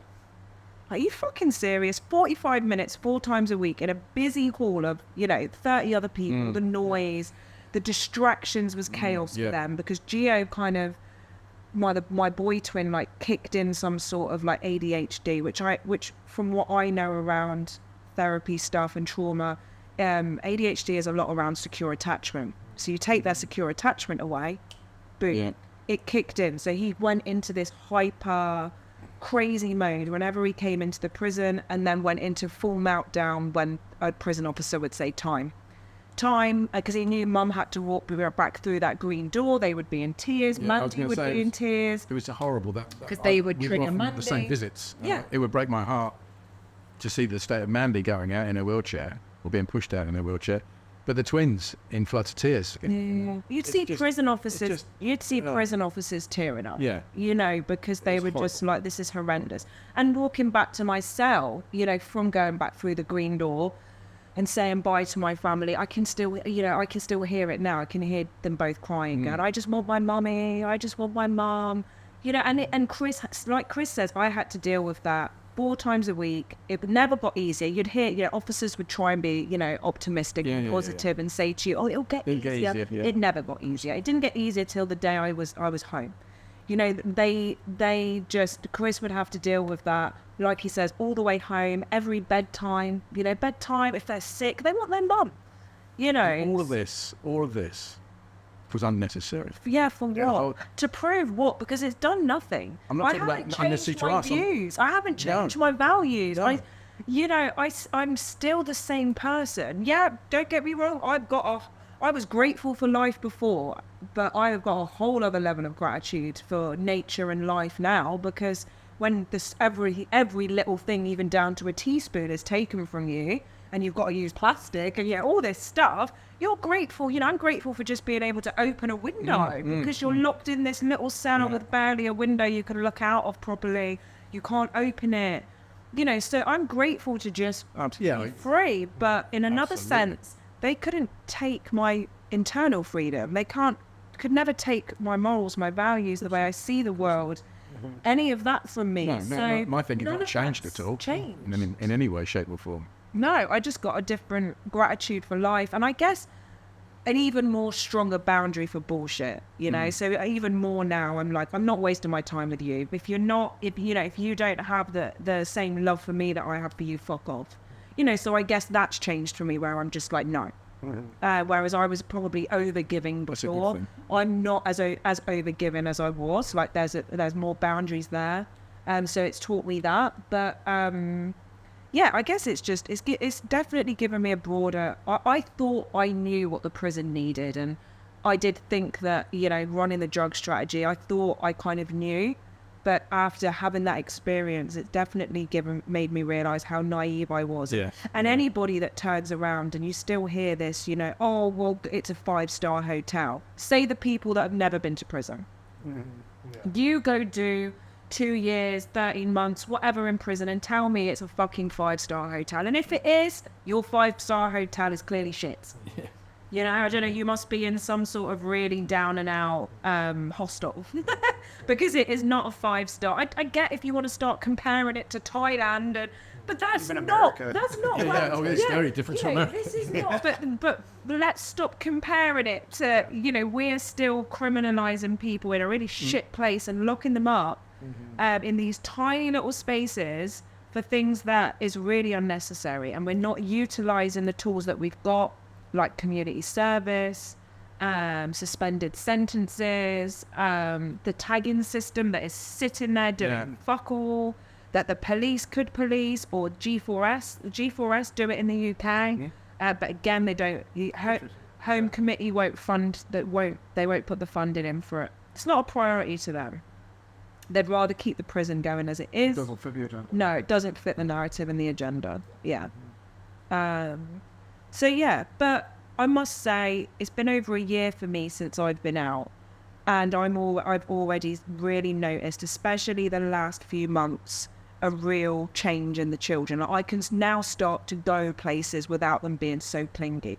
Like for the first near year, it was, I couldn't go anywhere, like without, where are you going, mummy? Like, are you coming back? Like, it was horrendous to think that my children are on edge, thinking that like I might go somewhere and then I'm not coming back. Because they were too young then for me to explain, I'm going to court and mummy might not come back. How do I tell that to a 3.5-year-old when I was going to court that day for sentencing? It was, they were too young to get it. Whereas it's like as time's gone on, you know, they do understand. I'm fully honest with them. They know mummy went to prison because I gave sick people medicine and it was against the law. But mummy is not a bad person. I am not a criminal. And even they get it. They're like, but you were just trying to help mummy. So why not, like, why did you get sent to prison? That's not fair. That's mean, you know? And trying to teach them compassion to the courts and to the prison officer, you know, because then it's, you know, prison officers are bad people, and it's like, well, they're not, you know, it's, you know, trying to teach them all. It's hard because kids are just like, well, the kids get it more than the grown-ups. Yeah, you're They're right. just like, none of this makes sense. You know, my mum's not a bad person. She didn't hurt anyone. Why is she in prison? You know, so... But they're amazing, and that's really starting to shift now. But it is going to be a journey because it's been traumatizing for them and Mandy more than anybody. There's a thing. Hendy used to do a talk. Oh yeah. To the new prison officers and interested parties within the organisation, and it's called the hidden sentence. Yeah. And it's about those we leave behind, basically, i.e. the kids and Mandy. And it is a hidden sentence. Mandy and the twins suffered the effects of that prison sentence far more than we did. Yeah.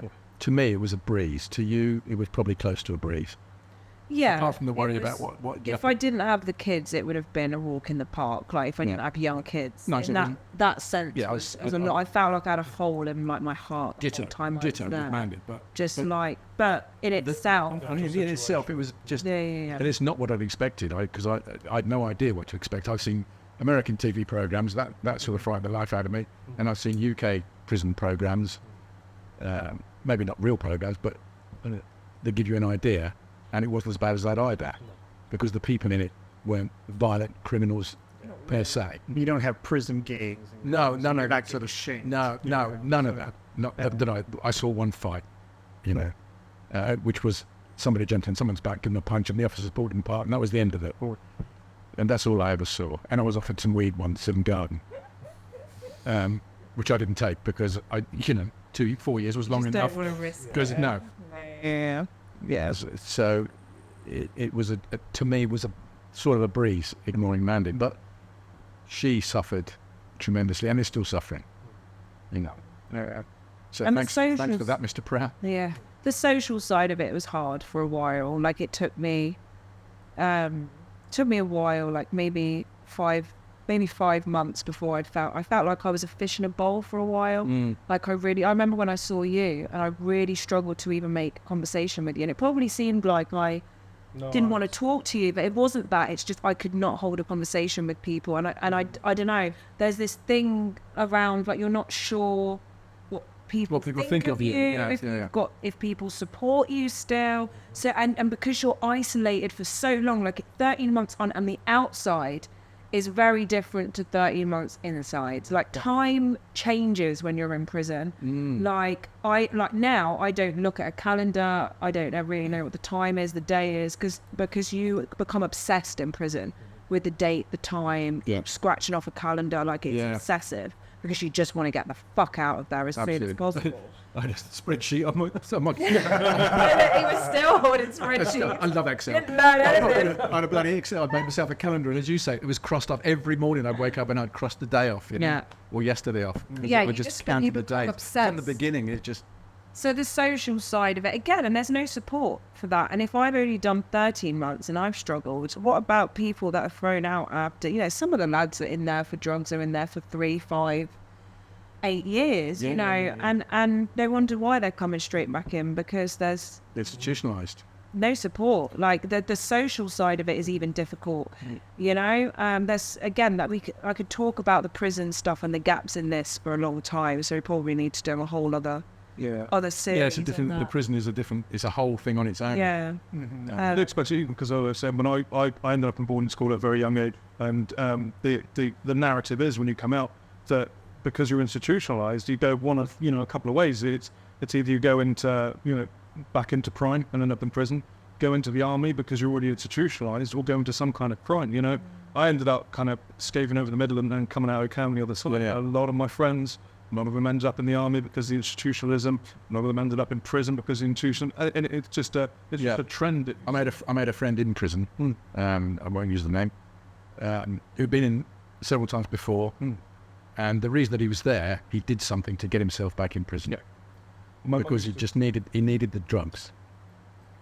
And Because he wasn't getting the support from the Oberlins and the care that he needed, but he knows he was going to get that in prison. back in prison, so he committed a serious crime, and needless to say, he was in there for a while. Yeah, You see a they lot see of it. that in They the US too. and that's what I mean about, like, I feel sorry sometimes for the governor and everybody, because they are being used as like an Oberlin service. Yeah. So it is being used more as a rehabilitation place, like the alcoholics in and out of the revolving door, Absolutely. because they just need somewhere to put their head down. They need somewhere to sleep. They want to come off booze for a bit, so they use it as a dry house type thing, and there's a lot of that. But they were but- straight back in. But again, these people need some form of like care and therapy and to work through their But that's trauma. expensive and time consuming, and why should we bother? We just put him back in prison Yeah, next Wednesday week, when they do it again. yeah. It's a sad state of affairs, but a difficult state of affairs as well, because you can only help people that want help. Yeah. And some of these people don't want to help. They don't, not keen on help. Like you, I try, especially with the youngsters. I've tried to be an unofficial counsellor, if you know what I mean. Yeah. Try and get them to change. You were like the granddad, Yeah, and they because I used to was call me no- Mum of the Wing on the women's wing, so I used to look after. One of the kids that came, we got talking, and he told me his name, and I said, "This is weird." I said, when I was at school, my first year at big school, should we say, the senior school, I sat next to a chap with that name, and I told him the full name. He said, "That's my granddad." Oh wow. And I thought, that kid, that guy that I sat next to, he said, "Oh, the petrol head, and always have been." And he said, "I'm going to do a job. I'm going to do a burglary." We're 11 or 12. And he said, "Do you want to nick a car? And we'll do that." And I said, "No, I'm not going to nick a car." And he got, the rest of his life is well documented in the courts and press releases and all that sort of thing. And now it's his grandkids and uncles. It's through the whole, and how do you fix that? It's bigger than a prison problem. But locking them up isn't going to fix it, clearly. No. Because it goes that long back in history to the family. What's the point of keep locking them up? This is actually No, free rehabilitation there. No, and it was really sad to see, a lot of people from the Jersey Children's Home and stuff like that. And There's no types of trades being taught in prison here, huh? Like a trade school or anything like that. Yeah, some woodwork. Carpentry. There's a little plumbing course. Yeah, but I don't think they do much of it because they couldn't find someone to give it. there used to be a lot more. Barbers. Gardening. Barbering, was everyone's good. barbering. Gardening was good. We were both in the garden, but I had to fight for that for women. The women didn't get the same access to stuff as the men. No. So that's why this is probably a whole other podcast. They used to have to wear high-vis jackets when they were in the We used to garden. call them our vagina Vagina vests. They were said they were easily identifiable amongst all the guys, you see. Because there's obviously, I get it. Like, it's one of the only prisons in the world where men and women are allowed access to each other. Yeah. Right? We're normally So they thought there was going to be massive. And there's been canoodling before. And the last thing they want is prison babies and all of that stuff, because all the men are on heat. So we... Not all of them. No. I've been prostate taken out, mate. So, there was... again, I had to go in and be quite firm. And pretty much the whole regime changed. But one day, yeah. So I was like, well, this is sexist as fuck. I'm sorry. Like, oh, well, this is a men's prison. No, it's not. You chose to put women in here. Yeah. Like, there is no way I'm sitting around on a wing all day doing nothing, and the women were doing cleaning and ironing. And I was like, that is sexist as fuck. I've not ironed in my life, and I'm not doing it now. And cleaning. I was like, really, guys? Really? And I saw like the light bulb starting to happen, like, shit, she's right, this is sexist as fuck. I've never thought about it.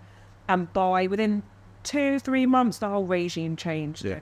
And I don't know if they're still. Are they still doing it? I wonder. Yeah. No, Joe said it soon fizzled out the minute I was gone. Yeah, I was going to say, I bet they stopped it.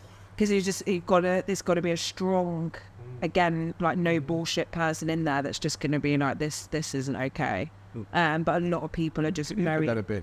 A lot of people are just very conformy, want to be under the radar, kind of like, you know, whatever. Whereas I'm not about that. I'm about, this isn't right, and I can't sit around and allow it to happen. It's just how I am.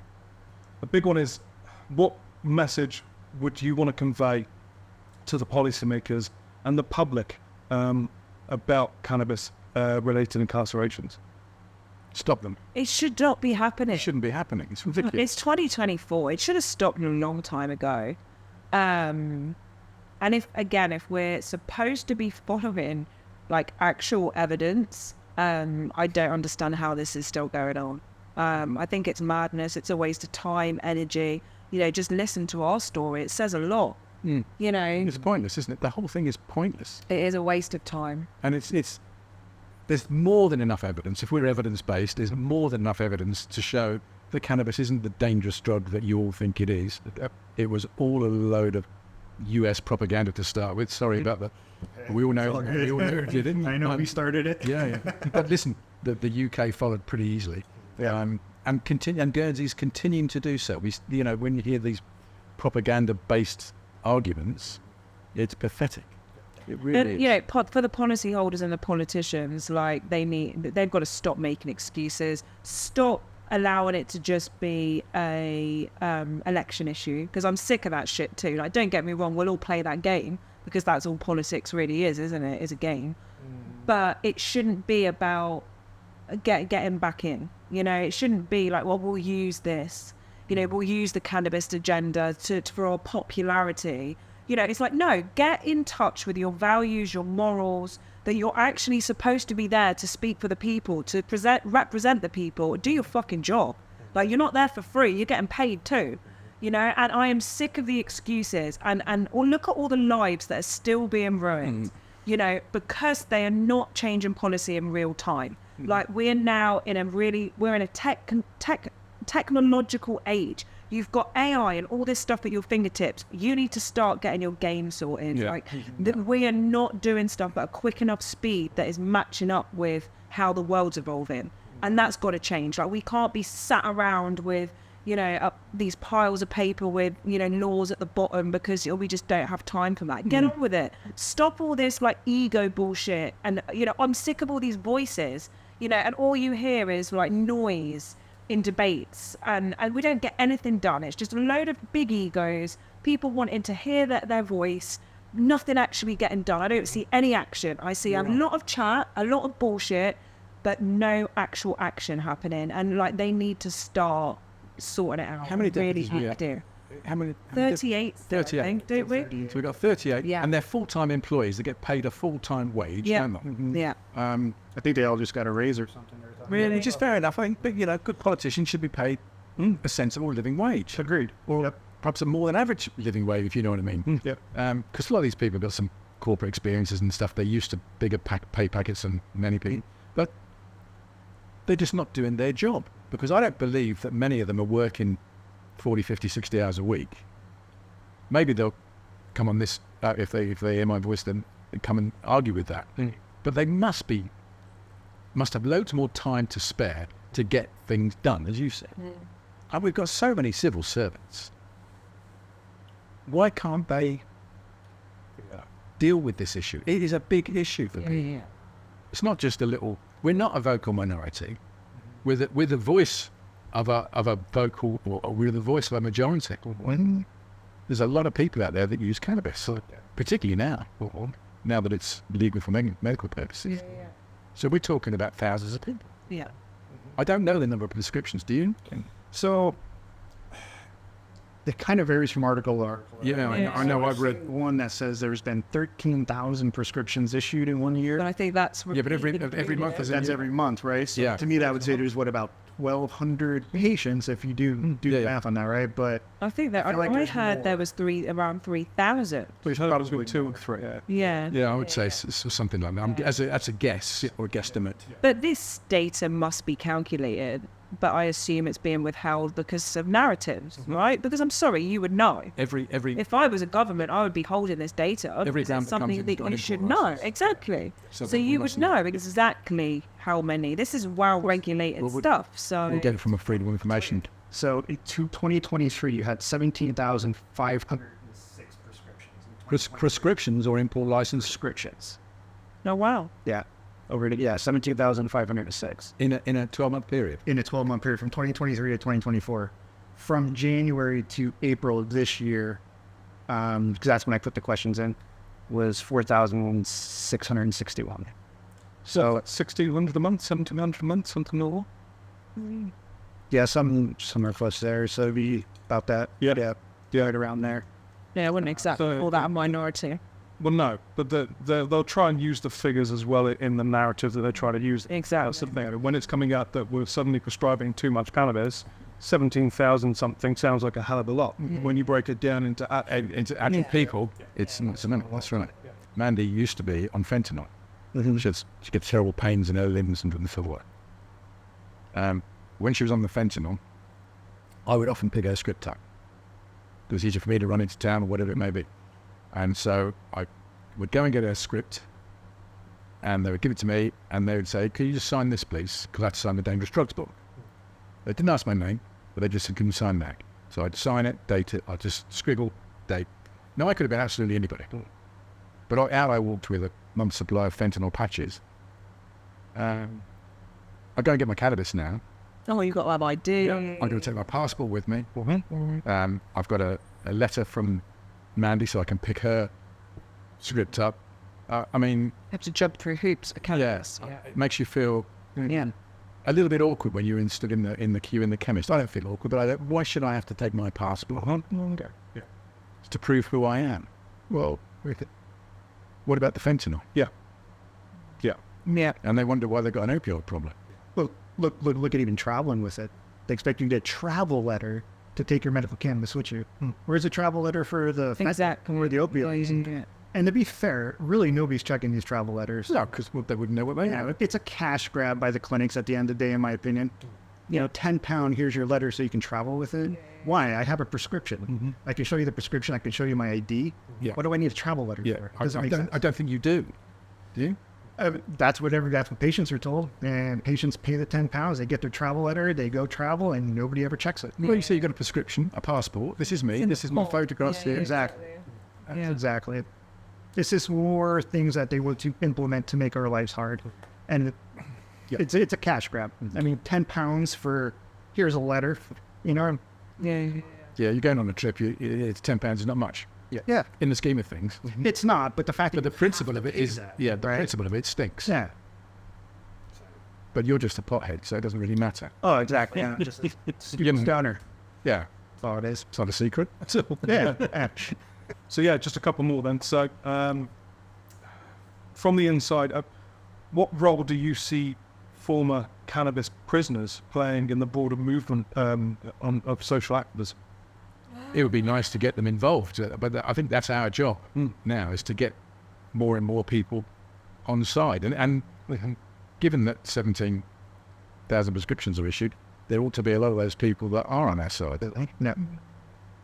If they want to maintain their medical status, as it were, they should fight for free. I guess they would, because most of them have probably been, or a lot of them have probably been cannabis users before, although not all.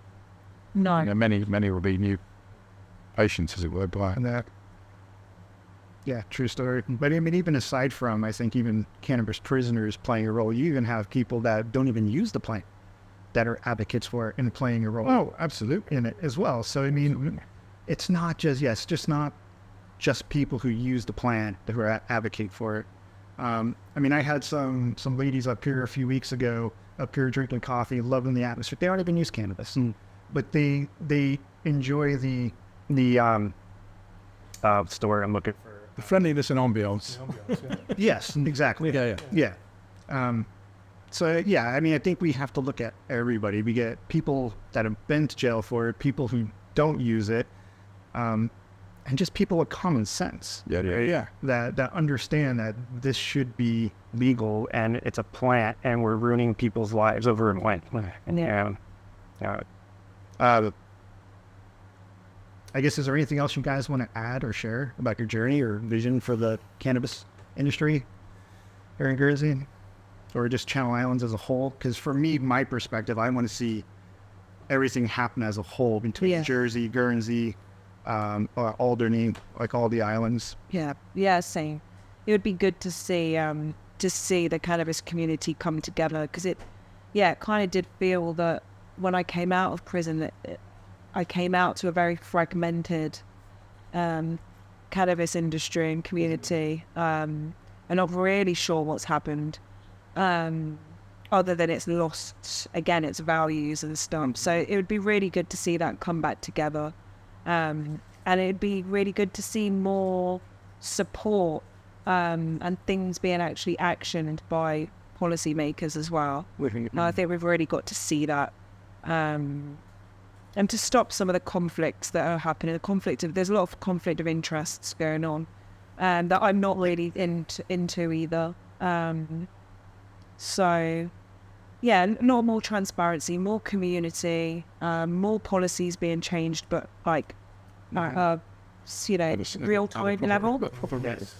At a decent speed. A lot of those things are answered by us, rather than the government, aren't they? Yeah, and we need to bring the community together somehow. Yeah, it'd be good. We need a real cannabis change in agenda and group, probably. Guernsey Drug Strategy Campaign is probably not the group. No, it wants to be a legalised cannabis group. And I think we should work with Jersey closely. Separate but closely, because two different jurisdictions, two different sets. So I think the CICC will do that, won't it? That's what I've been trying to do the CICC with. Is trying to bring all the islands together to push for legalization. Yeah.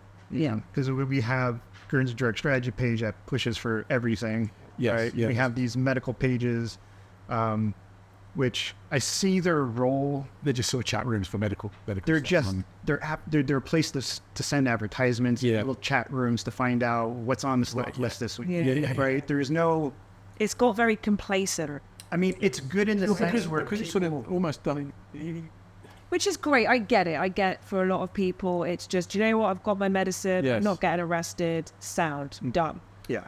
But for me, it was bigger than that. That's right. Exactly. It's a lot bigger than that. I think those pages are good for the patients looking for answers to questions for the medical industry. Can I travel to this country with it? That's right. Put that in the chat. And where do I get back? I see that being beneficial, but what I don't see these medical groups doing is trying to push it to the next level. You know what I'm saying? And that's what we need as a group, to push it to the next level.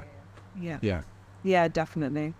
Yeah, and better education, because we don't want to go down the same route as alcohol and stuff like that. I do think that more educational hubs around cannabis, because again, there's still a lot of misinformation, especially from the pharmacies. And coming from the industry itself. When you have the industry itself pushing this agenda that indica sativa correlate effects, and CBD has to build up this tolerance and causes liver issues and all this stuff. And industry professionals are pushing these narratives. You're falling in line with these government narratives as well. And there's no real evidence base around indica sativa or CBD causing liver issues and any of that stuff. So a cannabis doctor, prescriber, said to me recently, all of the sativa is the main cause for psychosis. Nearly all of the cases of young people that have been that have got or had psychosis and used cannabis, it was always sativa. Why? And I thought, what a statement that is. Yeah. A, how do you know? Exactly. But B, what evidence have you got to support that statement? There's none. There's none. Yeah. I mean, like you, I've read hundreds of articles,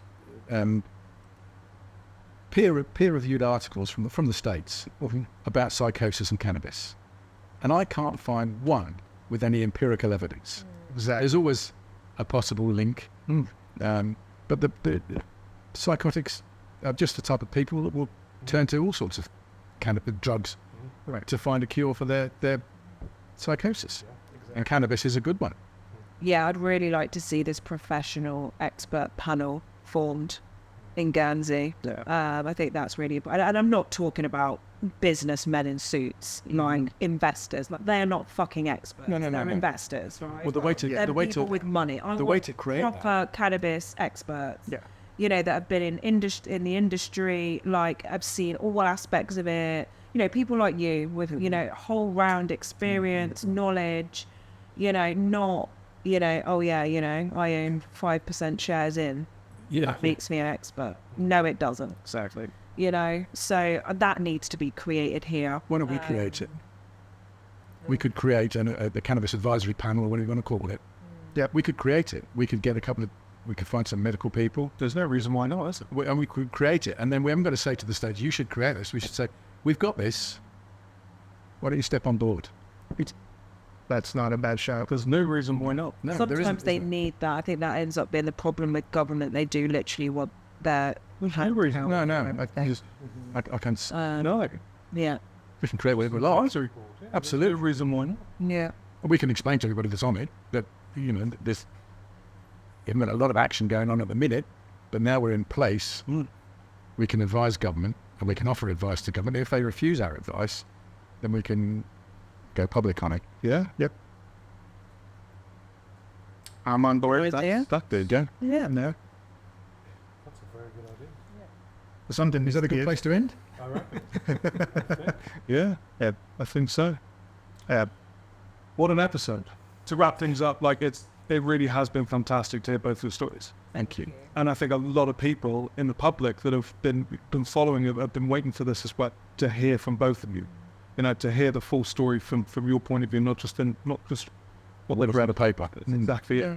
So thank you both for being here. Thank you. Thank you. Thank you. Yeah, very, very well. Hopefully this will be another catalyst to move things forward.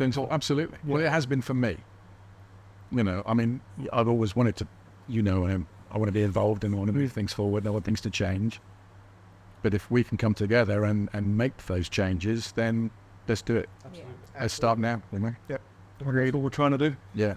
Yeah, it's the point of the podcast, is giving the cannabis community a real voice. Yeah. Yes. And that's something that it doesn't have right now. No. It's fine. Yeah. No, it's good. Thank you, guys. Yeah, no. Thank you guys. It's been great. Good. It's been hard. Yeah. So for everyone out there, do you want to give a shout out to your pages, obviously? Let me see, Healing Hands and... Yeah.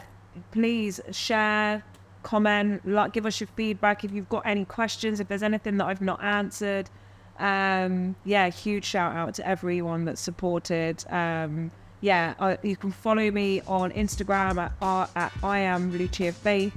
On Facebook, I'm Lucia Faith, and at Healing Hands Guernsey and healinghands.gg online. So you can connect with me in any of those places.